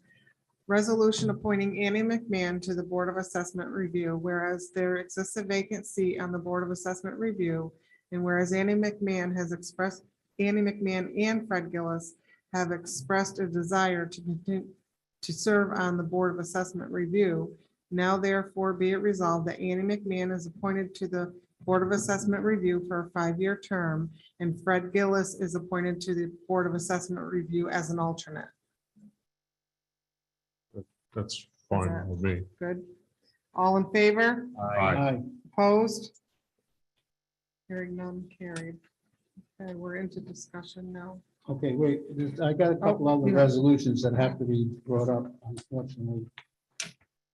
Some of the stuff came in. We did get an answer on, this one we spoke about last month, a couple of weeks ago. A gentleman down in Hudson Grove didn't want to pay his water bill. He said he was, well. We asked Ron Dool to go down and check it out. Ron went down and I gave you all a picture of, Ron took a picture of the well cap. So we're assuming that he has a well, but I believe fully, we should also just test that other house and see if it gets chlorine in the water. Logan, were you involved in this? No, I was on another water job at the time. It wouldn't take much, to just go get the water that's in that house, which is turned off from the stream from us. Just test it, because Let's do it. not, I think we told Ron to do it, but I guess he didn't. I can see if Jeff can do it while he's down there taking samples tomorrow. If Yeah. the guy will let him. That's get what a we sample. have, we have a guy that, and just find out if it has if it has chlorine in it. We just gotta make sure he's willing to let us Yeah. get in to take a sample. Yep, well, I think we asked Ron to do that last time, to make sure, because somebody brought up he could have run a line under the ground over the summer from one house to another house. Because we have no meters there, it's not like a home around here that has it. You never know, so I just feel that it should be done, just to protect the town. So you want that test done before you make a resolution? Well, we can make a resolution and if the test come back positive or negative, then. No, we don't have, no, I guess we can't make the resolution. I don't see how you. No, you can't, you can't. We have to get it tested. So before decision is made. Right. I will try to get a hold of Jeff in the morning. Okay. Get that done. All right. Okay. All right, So that's tabled. there was a letter the town got, that the Little League field wants to use a defibrillator. It was decided we can't do it. But the worst part of it is we're finding out that the defibrillator that's sitting over there, and I got one in my office, I was under the assumption it needed batteries. Now I call the guy and say, where is our defibrillators? He says, well, we're getting new machines because those defibrillators, they can't get the other parts to them. So it's not the battery. So they're on order. And that's all I can tell you. God forbid, thank God, nobody needed it. And I think we've been working on this since July. I just want to be careful. I don't want, okay, we need another resolution that we got notified by Standard Medical, who takes care of our testing. The state of New York now has legal marijuana. They feel we have to give them the notification if we want to knock off the part of medical marijuana to non-CDL drivers. And we need to make a decision, or do we want everybody to get tested for marijuana? So that's something this board has to decide. Anybody have any questions, any resolutions or questions on that? You're gonna have, that's gonna be brought up the next meeting then, in regard to a resolution. Well, we brought it up a couple of weeks ago, and I'm coming up again now, so you wanna wait another, you wanna wait? Standard medical Well, we don't needs have- an answer. They need an answer, standard medical, otherwise they're not gonna do any of our testing. My feeling about any type of drug situation, that everybody should be tested. Plain and simple. I agree. Okay? New York State says it's legal to have a certain amount and all this other stuff. But I would imagine if you look under our policies on the insurance companies of men working and driving town vehicles, if you think about it, if a person in our town is driving one of our big trucks or pickup truck or the sidewalk cleaner and runs somebody over and thank God doesn't kill them, but injures them terribly, and they find he's got marijuana in his system, we're gonna be held responsible. I hate to say this, but I agree. So do I. What do you feel? So do I. If a Okay. guy is operating a cut-off saw or a Anything. big pipe wrench and drops it on his foot and busts his toes, we're gonna end up with the suit. If he goes out with a lawnmower and the darn mower is running and he goes and sticks his foot underneath it and chops his toes off. The only proof we've got is plain and simple, is if a person gets tested and we've got it so-called that we have a zero tolerance for it, at least hopefully we're protected a little bit. And that's my feeling in regard to that. That is the current policy, right? Well, so the current policy in the current state law is that you can't make a hiring determination based on test for marijuana. So you can have somebody tested for marijuana, but you cannot make a employment decision. So it can't be a condition of employment with the town. If there's a suspicion, so a reason to test for suspicion, just like if somebody were to come in to work and you believe that they're intoxicated, or if there's an accident, you can have tests done in those situations. That's a different scenario. So you can have somebody tested for marijuana. You just cannot make that a condition of their employment. What is our town policy right now? Right now, the only ones that get tested are CDL drivers. No, don't get tested. Yeah, get tested for, but any other employee, our policy, everybody gets tested. I've never seen a non-CDL driver get tested. No, I'm not talking about CDL, I'm talking about regular employees. Yeah, I just said I've never seen a non-CDL driver get tested. The only ones that get tested are CDL drivers Right now. right now. Because it's mandated by the state. Correct. Right, that one is mandated, but anybody that comes to work for this town, regular laborer, has to go for complete. And that. When they get hired, but When they get if they hired. work here 10 years, they don't get screened. Right. Oh, yeah, that I understand, but when they come to work here, they have to be clean. You can still have, Folks gotta get changed again. you can still have drug testing. Yeah, they do that. Can still They- include. Everybody gets drug tested in this town. They call us and we send them over. Only CDL drivers. Hmm? Only CDL drivers get tested. Everybody. Oh, you're talking about for marijuana. Alcohol and matter. alcohol and drug. The only ones that get tested are No, I- that hold a CDL license. Their examination to come to work here, everyone is tested. Right. But That's there's what I'm- no But follow-up. there's no follow-up after that unless they're CDL drivers. Okay, At that's, this all present- right, I understand that, but everybody does get tested somehow for other drugs too. If that's the case, then we have a problem. Been a long time, but I believe it takes 30 some odd days for marijuana to get out of your system. It depends on the test.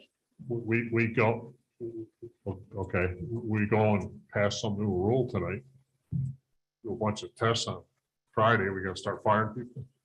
Or should we give 30 or 60 days or something for this to take effect? I guess I'd recommend that we can, based on the new state law, which again, you cannot make a hiring determination based on a positive marijuana test for a non-CDL employee. There are certain things that we can put into a policy for marijuana now that it is legal for recreational use in the state of New York. I'd recommend that we address that at the next agenda meeting. I think that's what a lot of people are doing. They're waiting for some kind of test, like an alcohol test. They have a plateau that you could do. They have to come up with something after marijuana. Who's telling us again? Warren, you gotta Standard, have an standard answer right away. medical, so whoever's Standard tested, medical. they can test for marijuana, but you cannot make a employment decision from those results. In other words, you can't fire them or anything of that. Right, so if they go and you send them to Test their, positive. right, you send them to their pre-employment drug screening, and it comes back, whatever it is, THC. You cannot say, we're revoking the offer because you failed your drug test, assuming that there were no other controlled substances there. So what the question is, why test them for marijuana if it's not going to be an employment altering situation? That's within the board's purview to determine, but what I'd say is there's other caveats that we can add to that if we put together kind of the policy on marijuana as it regards to non-CDL. So, just so I'm understanding this, it sounds like to me, we could hire a driver that smokes a lot of dope and then 3 days later fire him because we tested him once he was an employee. It's high. You're talking CDL. Anybody, not just the driver. Say it's labor. A few minutes ago, the three of us agreed that our guys are doing dangerous work. CDL drivers, laborers, lawnmowers, they're all doing dangerous work. The men on the garbage truck. Yeah, and so they shouldn't have toxicants in their system. I think we agreed on that, right? But it You're- depends on the law of the state. Which I know, well, but the law that Mike, I think, is advising us of is just for hiring. No, it's not what you're saying. You cannot use somebody that failed a marijuana test. Right. When they went over there, we sent them over there to get tested. If they have marijuana, we cannot use that as a prelude to not hiring. Not hiring, right, and that can't be a sole factor in, So hiring or termination. okay, Wow. or termination. Right, so positive marijuana, if there's a combination, just like in alcohol screening. So in other words, what you're telling me, Mike, is just what I was saying a few minutes ago. A guy comes in, puts his foot under the lawnmower. He is drugged right up, and we have no recourse. No, that's not what I'm telling you. To fire him. Right, that's not what I'm telling you. Well, let me throw another hypothetical at you. Okay. Same fella, it's his twin brother. Mows lawns for us, and we've seen his behavior is suspicious. And we tell him he's got to go get a drug test. Can we do that? And the test comes back positive. What are our options at that point? Right. That was before he cut his foot off. Yeah, so what you need is a policy on marijuana use in regards to employment with the town. It's going to be more comprehensive than just what's laid out from state law. You cannot make a hiring determination or a termination decision based strictly on marijuana use. Just like you can't do it with alcohol use. If you have a reason to believe that somebody's showing up to work under the influence of marijuana, that's a different story. If somebody was in some type of accident under the influence, that's a different story. But if you're saying just simply the presence of marijuana or THC in their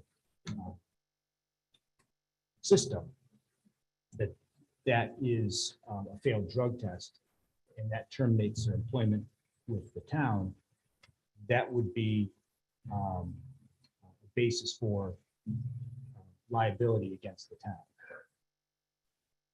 I have a suggestion.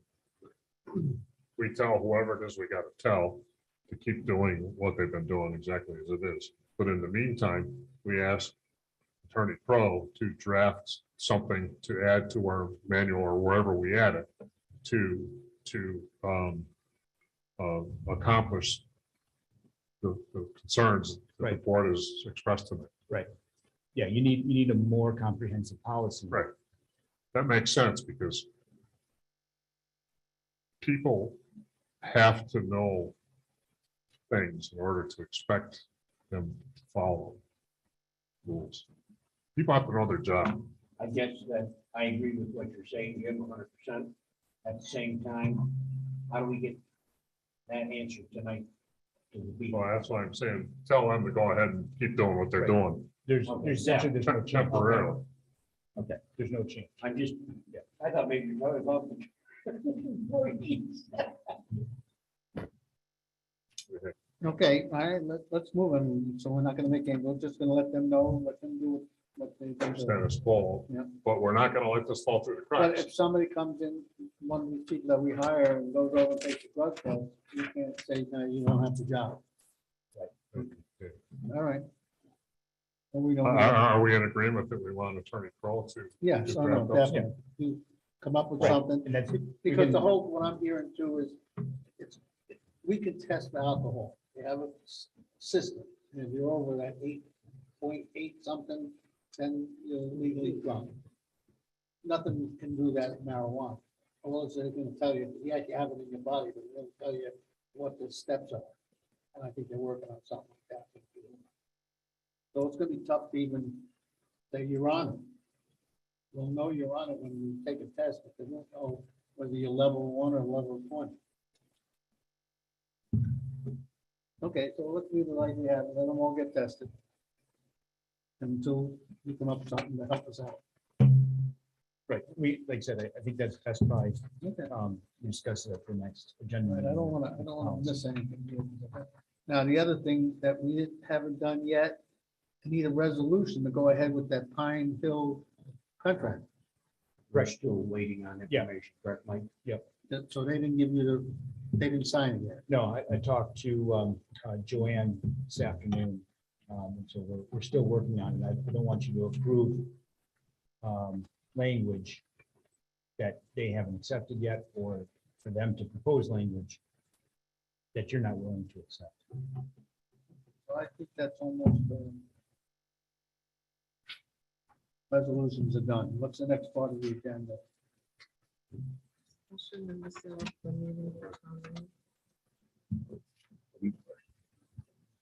What'd you say? Discussion, set up the meeting for We presentation already by did Tom that. Yeah, Reed. we did that. We did that one already, Yeah. okay. That's at 7 o'clock on the 20th. Yeah. Reports. Councilman Lewandowski. I would like to thank Mr. Marino for getting the letter from the Warren County Board in regard to the money situation left over from last year. Thank you very much, sir. That would be, That's why you got that button on your desk. that's what it says. I have a whole list, but it can all wait. Okay, good. How about, what else is the road department, anything? Yeah, I got a few things. One, You're all done. okay, Thank you guys took your time, I'm gonna take mine. He asked me. I know. The state DEC has come to us and also Warrensburg. They want the towns to do work on the campsites in Buttermilk. Ron has brought up a proposal that they've accepted it, but that the state wants the town to pass a resolution giving us permission to work on that. It would give us $52,000 that Ron would like to put into a capital equipment fund. It would be working on the site at Pikes Beach, putting a kiosk by Hunter's Monument, and a little bit of work down by our turnaround spot. It's honestly not a lot of work for a pretty good payout. We would just need it up to pass a resolution by next month so that we could, if you guys are interested in it, that we could get working on it.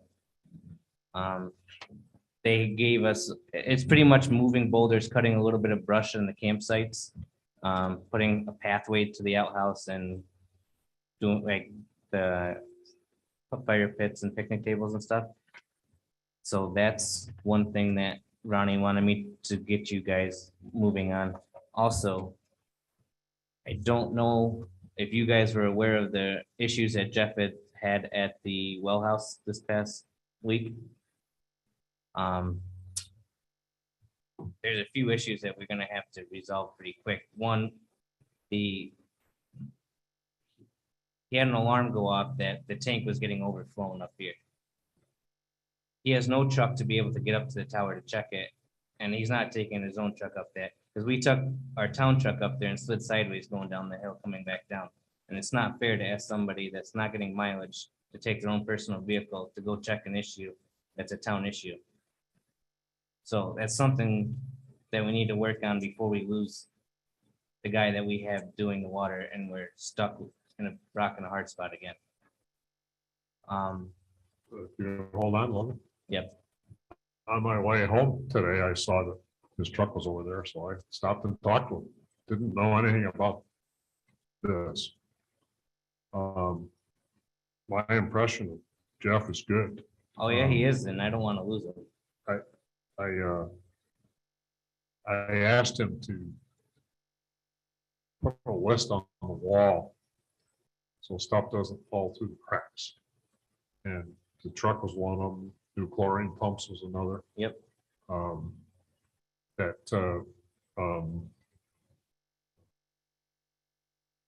Tank monitoring meter. Yeah, they're not reading what's. Which is also the control. Yep.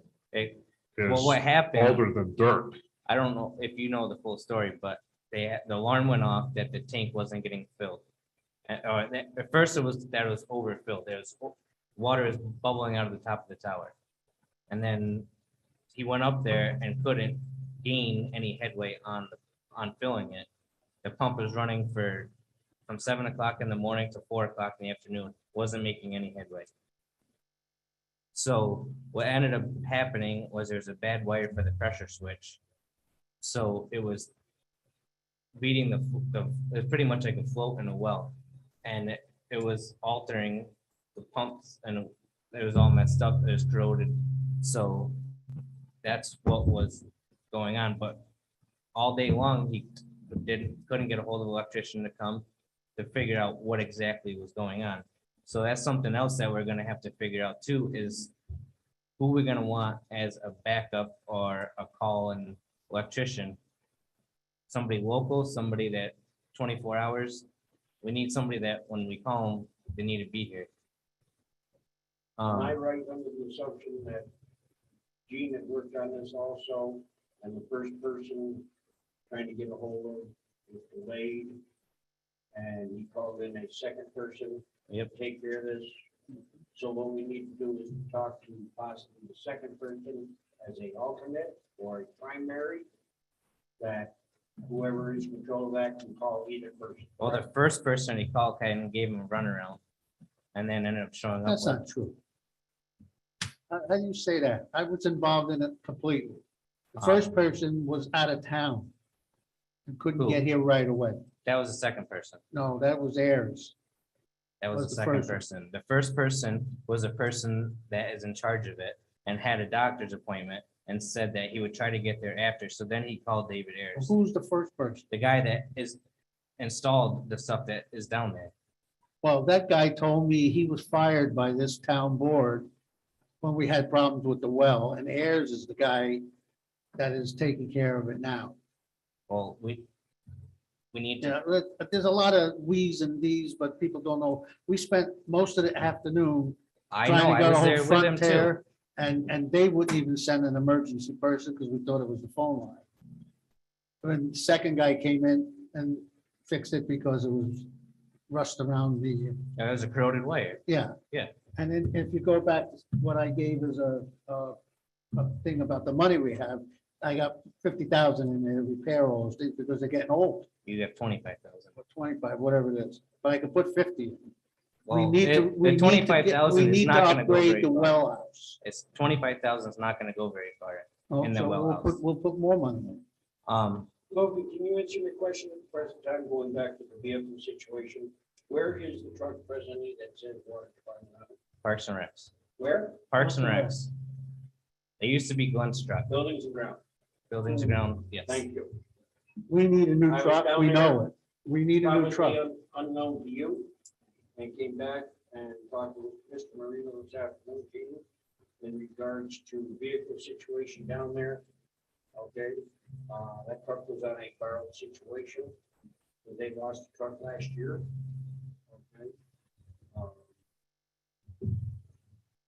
At the present time, we have come up with a way to come up with money, because there was not enough money, if I'm not mistaken, put in the budget to replace a vehicle or any type of equipment of that expense down in building the ground. Okay, I was also informed today that we're having problems with the garbage truck. Okay, sealed. They don't know where the antifreeze is going. Okay. That's the 2000. I think, the smaller one. Okay, and the pump seals are constantly putting, every time they use, they have to put,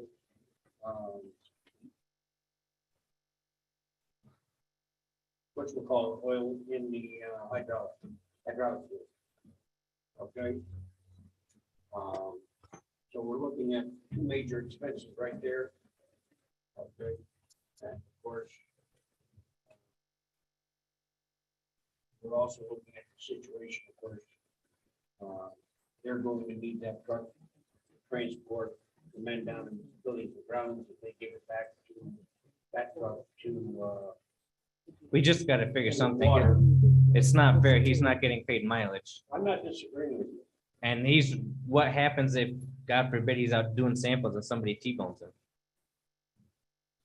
We've discussed this before. This board has to make a decision to buy some new trucks. And it's not that, because it's not in the budget, we have plenty of surplus to buy trucks. We can go out, get a bid, and I told them to get a bid of what kind of truck they want. The county now, we should know in 2 weeks, is going out for county bids on trucks. Okay, he's brought it to my, mine and Ronnie's attention 3 or 4 times now. And I just don't want it to fall through the cracks and him get fed up that he's using his truck on a daily basis. Well, you're 7 days. you're Let me extending it. finish, Why didn't Gene, he please. come and see me or the board? Because technically Ronnie is his boss. Well, technically. Answer me a question. Can I finish my statement, Gene, please? Yeah. It's not fair that you ask somebody to do samples 7 days a week for 90 days straight on their own personal vehicle and not get paid But mileage. that gentleman knew the problems when we hired him, that he'd have to work a lot of hours until we replace him. Yeah, he And has if Ronnie worked would it. have sent the guys, including yourself, over there every day, one guy, we would have had this problem already settled. But I got from Ronnie the other day, well, with snow, they were up plowing. And we've asked for this you for know. months, and this is the first, Ronnie sent a group email out to get this ball rolling. We told him 2 months ago to send the people one every day for 3 hours. It's not just that easy. Logan. Anyway, Logan. Would temporarily, okay, solve the problem with Jeff and regards to paying mileage. Would that ease a little bit at this present? I'm sure time? he would appreciate that. When we have a guy go down with him, we send one of our trucks down with him so that the days that one of our guys is down there, they're using. Because the way I feel about it, if a man is driving his own personal vehicle, he should be vehicle. Absolutely. Okay, that's my opinion. I'd like to hear from the rest of the board. I agree, but loose ends need to be tied. If we being the board, last fall, yesterday, whatever, asked our highway superintendent to put some numbers together to get a truck, then let's ask him again. I don't- I don't- I don't we know. asked him, he For bought what? plenty of trucks to give him some information on a truck For who?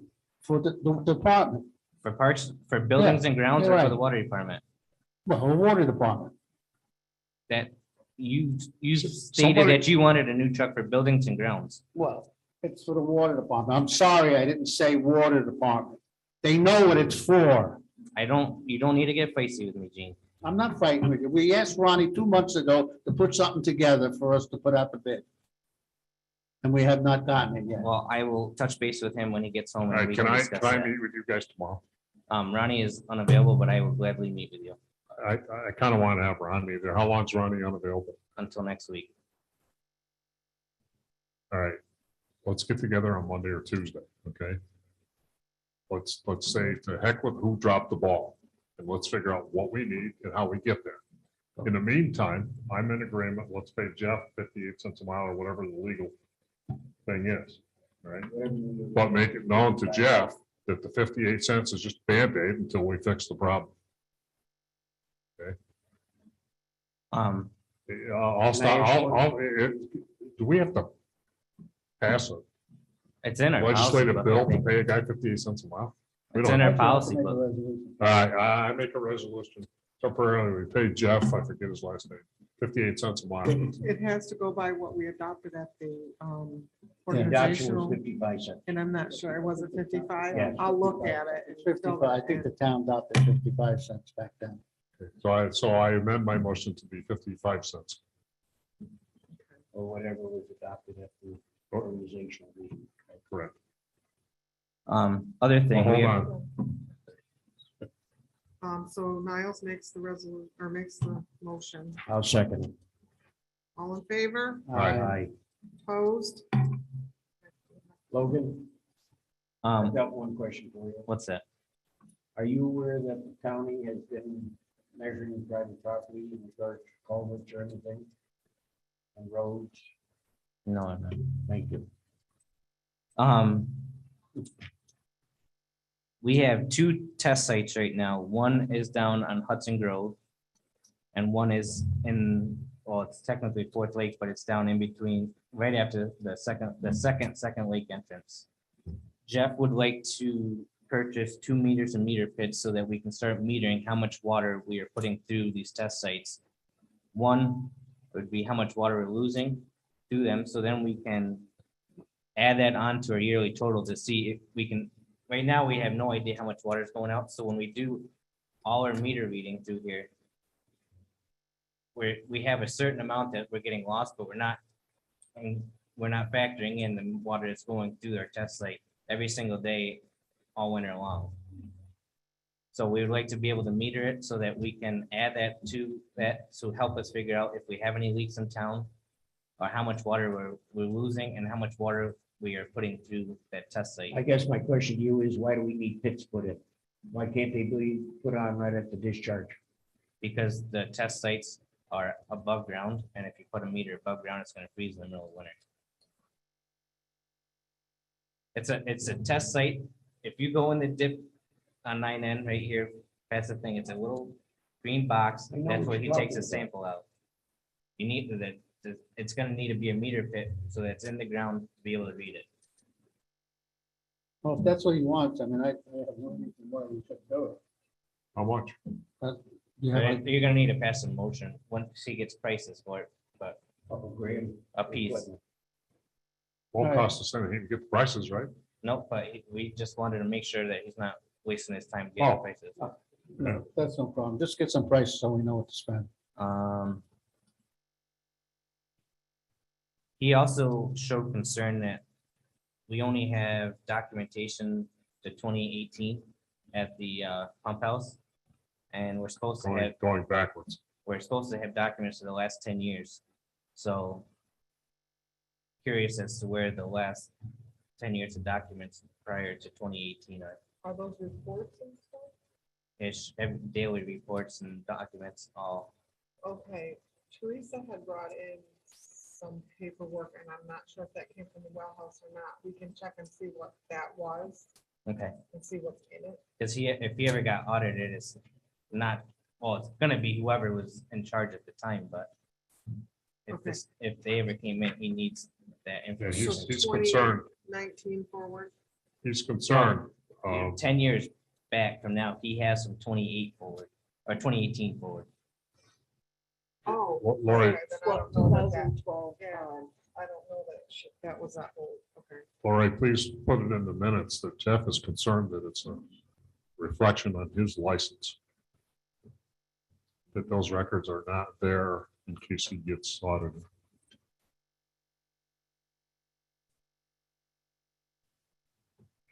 I don't know what she brought in, so I'll have to look and see what that was. I think that's all we have at this point. Thank you. How about Lori, you have something? Karen first. Okay, I'm sorry. I'm just, you all have received my report. I'm gonna leave it as it stands. I had some comments on the bottom that I hope that you have read. The only thing that I have two things. Been working on the penalty issue with no, land use permits are required, and I've talked to the county about getting the signs done. They recommended that we do what they call a regulatory sign, which are the white signs with the red lines around them. They asked me to draw something up. I just want an approval from the board to move forward with this because it is going to cost my office something to get these signs made up. We only need 8. And Ron Jewell has said that he will provide the stakes for them to go on the road, and we'll have his crew put them up once we get them. But I just want to make sure that you are all in agreement that this simple sign is going to serve what you were looking for, that land use / building permits are required by the town of Lake Luzerne. We got them posted at the 8 entryways into the town. That's consistent with discussions that I recall. Right. It doesn't have to be any larger than those small regulatory signs. You all right with that? The only other thing I wanted to talk about is we set the date for the meeting with Tom Reed at the previous, what? Good. I know. At the Everybody's in agreement, Karen. Okay. At the, when we had set the date before, you had me send out a notice to all of the landowners that were involved in that map amendment that was being proposed. He is now changing his proposal to go back to an amendment on the 2019 APA application. So I've got to send out notices to those people. And it doesn't include some of the people that I sent notices to before. So I guess I'm looking for some guidance. I would like to send them out to the people that,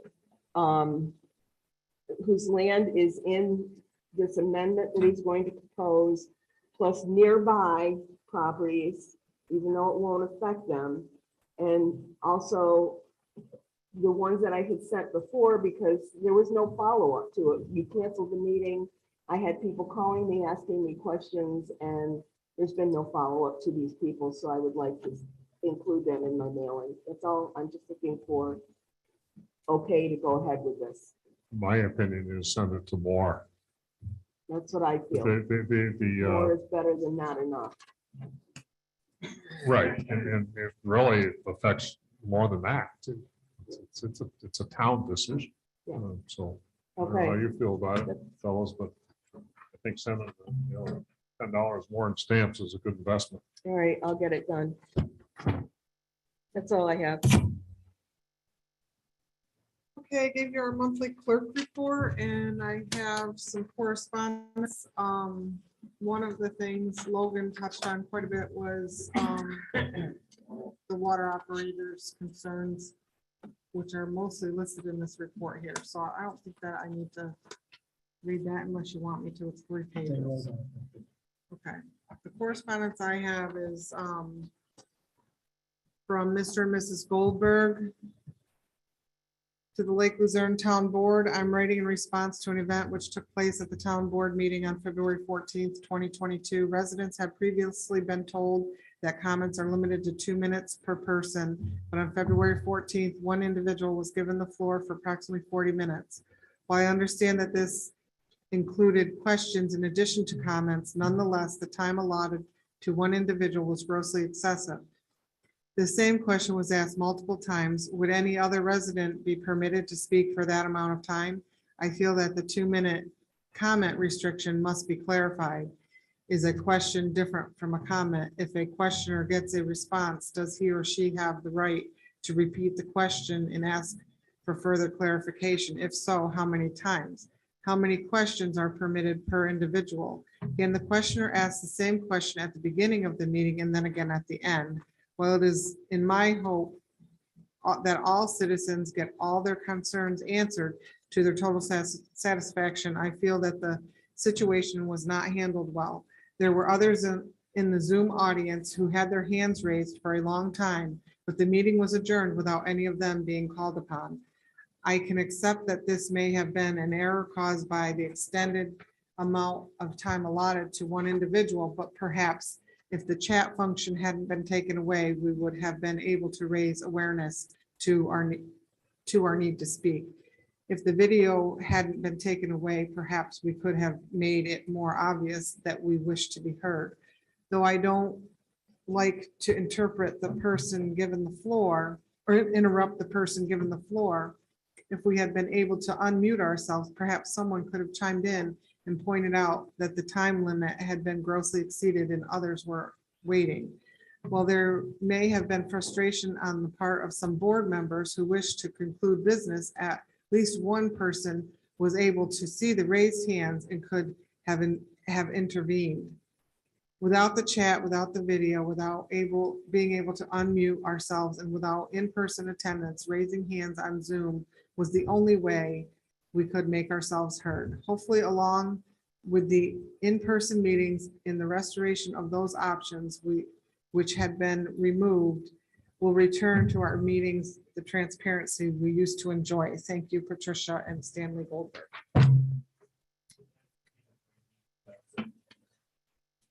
I'm gonna do it right now. Give him at the end of the meeting, he can make a comment.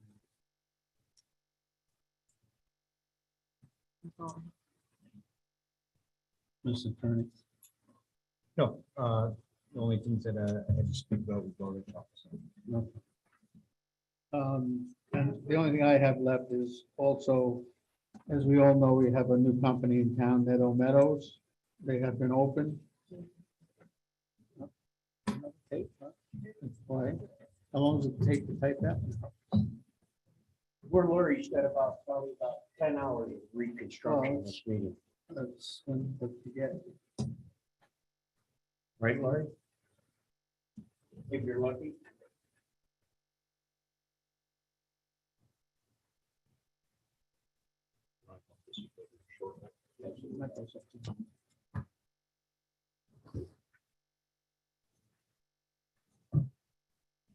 You all right, Howard?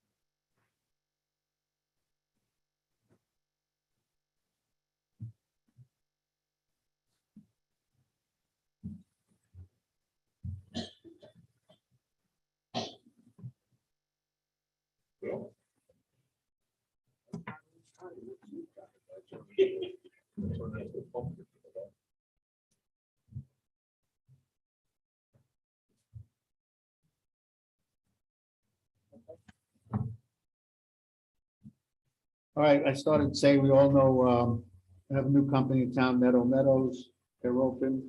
I talked to her the other day. They entered a contest about cheese making. And that goes around the world. All countries can put in, people could put in. They came within the top 10 of one of their cheeses. And the cheese is called, and I try to get this right, Kunik. Kunik. Kunik. Kunik. It won a top 10 award, and they competed against countries like Switzerland, Germany, and everything else. So we really like to congratulate them for that effort.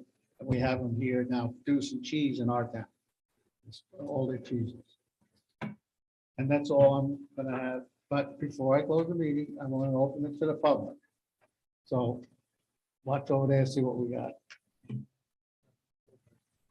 All right, Mr. Goldberg, go ahead. You're on. Thank you, Supervisor Merlino. I don't want this letter to just be read and left in the wind. I think it's most appropriate that a workshop should be established to answer the questions that we asked. Because that person who was allowed 40 minutes was a favored member of that board. I also think that the board has to come up with an idea around allegations, criminal allegations being made as comments. That should no longer be allowed. And that was permitted for many, many months, and particularly last month. So this is in addition to what I said. So the real issue of a workshop should deal with these questions and certain rules established. I can understand a give and take as we done tonight. I think it was a great meeting. I'd also like to see that we end up with 3 board members instead of 5, but that's neither here nor there. So a workshop should be considered. I'd like to hear some response from the board.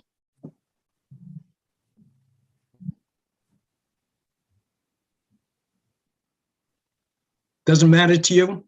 Well, I think that could go under that agenda meeting we have, but it just makes meetings longer. This meeting here is 10:30 already. No, I understand that. If you look at the stuff we have That on can our go, table, it can go, I don't care what meeting. Whoa. People are talking over one another. Go ahead, I'll let Stanley talk. Go ahead, Stan. Yeah, I don't mean the meeting during this kind of meeting, a workshop meeting on a different night. I think it's rather important. Things happened in the last year because of this particular individual leading the parade, and that's not correct. 40 minutes in February, he was allotted. I don't see him here tonight. I wonder why. But the question is, how long is a question? How many questions? Berating. That's all we've heard in the last 6 months from members of this board and this guy. And that's got to be stopped. I thank you for those comments, Stanley, but I have to take the responsibility for that, and I have to let people talk sometimes when I really don't want them to talk, but I have to give them the right to ask this board questions. But Then there's the idea of too many comments. Sorry, Gene. All right, we can't keep hashing the past. We're trying to move forward, and the more we keep hashing the past, we're not getting any place. But I'll talk to the board about that. That might be an idea that the people could send us in a question through the email, and we can have once a month, try to solve those questions. But this is why we're having this kind of discussion with the YouTube, to get those questions to us and answer. So, and it's going to catch up. Right now, we're just still, this YouTube is not 100% right. We did better this week. I'm hoping the piece that's going to come in will boost this to be a lot better. But I understand the frustration of the people out there, because we've been closed down in here since September. And they're taking out a lot of questions that probably would have been answered over a course of period and it made our meetings a lot better. So I hope we can catch up on it. Thank you, Stan. Anybody else out there before I move to in here? Bob Shields, go ahead.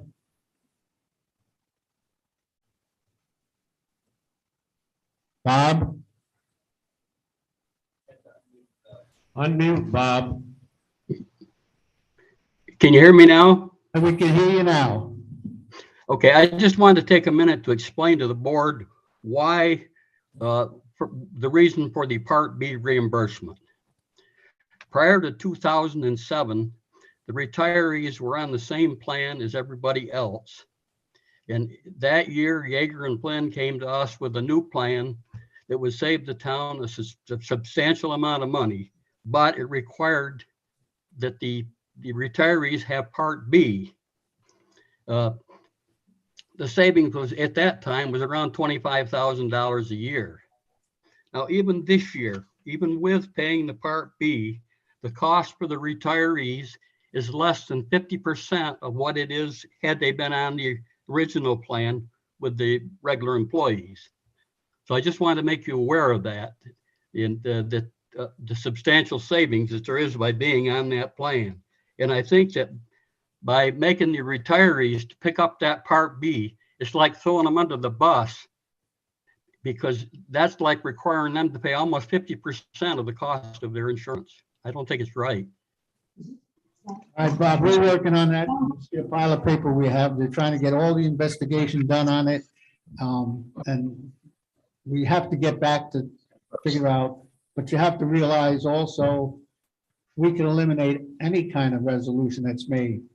And when it starts to cost the town a lot of money, I agree with you, what you say we were saving, but over the years, the savings was getting less.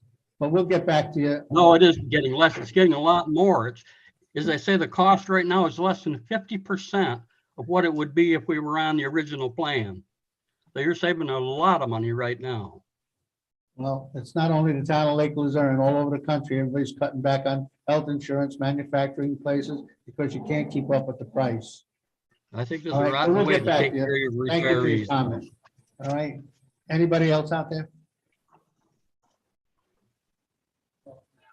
All right, anybody in the audience? All right, calm down, let's take it. Come up to the microphone. Go together if you want.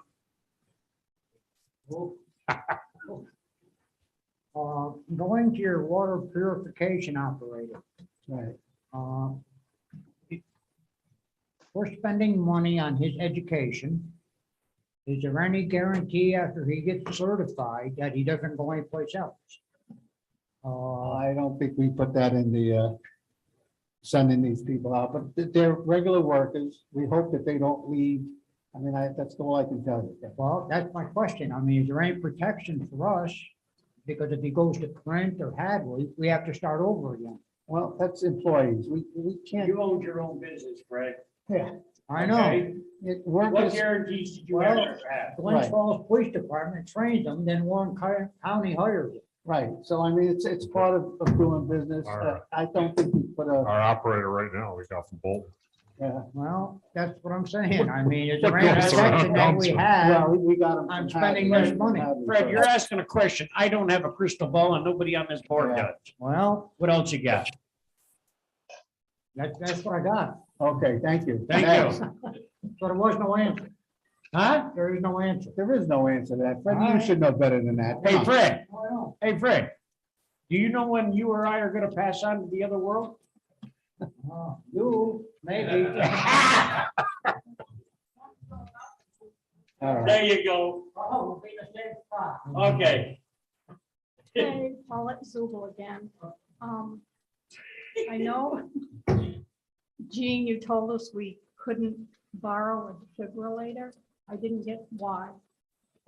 That's what I was told. It's too expensive. We can't lend it out, number one. Okay, And number two, we don't even have them. We got them sitting here and there's a battery sitting on that one, which back in August, we were told it needed a battery. We never got the battery. Now we're told we're getting new ones because the equipment that add to that, those pump things, or whatever you need, do not work on those old ones anymore. We have to get new ones. Okay, well, it's my understanding that you had 3 On for the order. beaches. And you know. We had 3 on order. Okay. That's what was approved last fall. Oh, they're old Okay, now. Okay. another 2 would possibly have to be ordered before the season starts. For the beaches. The beach, You have 2 beaches. that's correct. And you have 1 extra. We want to use it before the beach is open. We're only doing it in April, or May and June. It's before the beach is open. What do you want to use them for? I'm sorry. We want to have it in the, up the Little League field. We want it available up You got there. a letter on that, was a couple of weeks ago. And what I was told, they're not something that could be moved around. They're not, it's dangerous if you have, what if it breaks? What if something happens? Somebody doesn't use it right? Do you have a trained? We do have a trained person. I mean, I have no Okay. problem, no, I have no problem with it, but we also got a letter from the folk school. They want one. So I'm gonna check into, to make everybody happy. I'll call tomorrow to find out if that kind of stuff is on this money that we got from the federal government. Okay, I just wanted an explanation. Then one other question I have is, can we have a special election for the councilman? Okay, I'll give you the answers I got. One, yes, you can, Okay, but it has to be approved by the government, okay. which could be done. And the town has to pay for it. Because I did ask that question. And I was told that probably the election that's already scheduled would happen quicker if we were to request a special election. Yeah. What election is that? Well, Yeah. the petitions. Anybody have- that we put on this board, even if we put a person on now, has to run for the election. In December. In the, November. well, you gotta run, if In you're, November. if you're a November. Republican, you gotta do on the primary in June. And whoever wins those runs in November. That process has started. And the whole point of it Your is, to be son's honest with nodding, you, you'll yes. never get and this is what I was told from, she'll never approve something to have it done this month. And here we are, we're on the, whatever, the 14th. So that would come out in April sometime. So whoever wins that, is not gonna have time to get on the ballot. So anybody that wants to run or even reapprove has to get out there and start getting the petitions done and get on the ballot. Now, the only other thing you have, you don't have to, you don't want to run as a Republican, there are, No, they've already Yeah. endorsed someone. there's other places that endorse people Yeah. to be just on in November. So whoever we appoint, they'll the rest of this year has to either run for reelection or somebody else gets elected. Yeah. And I tried to. Our appointment, in I other words, tried to is have temporary. resumes how put that in. goes. I tried to have resumes put in for us to decide. It didn't work. So. Okay, I was Republican- told to ask that question, Yeah. so Okay. I'm asking. But yeah, you can have your own lessons, but the governor has to approve.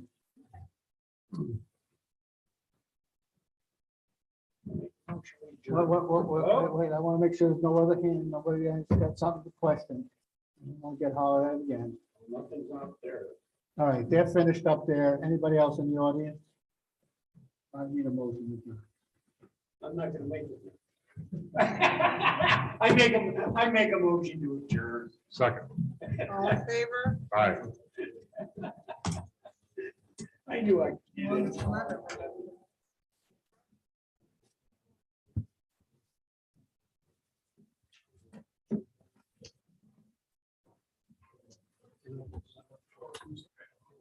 Another guy that makes.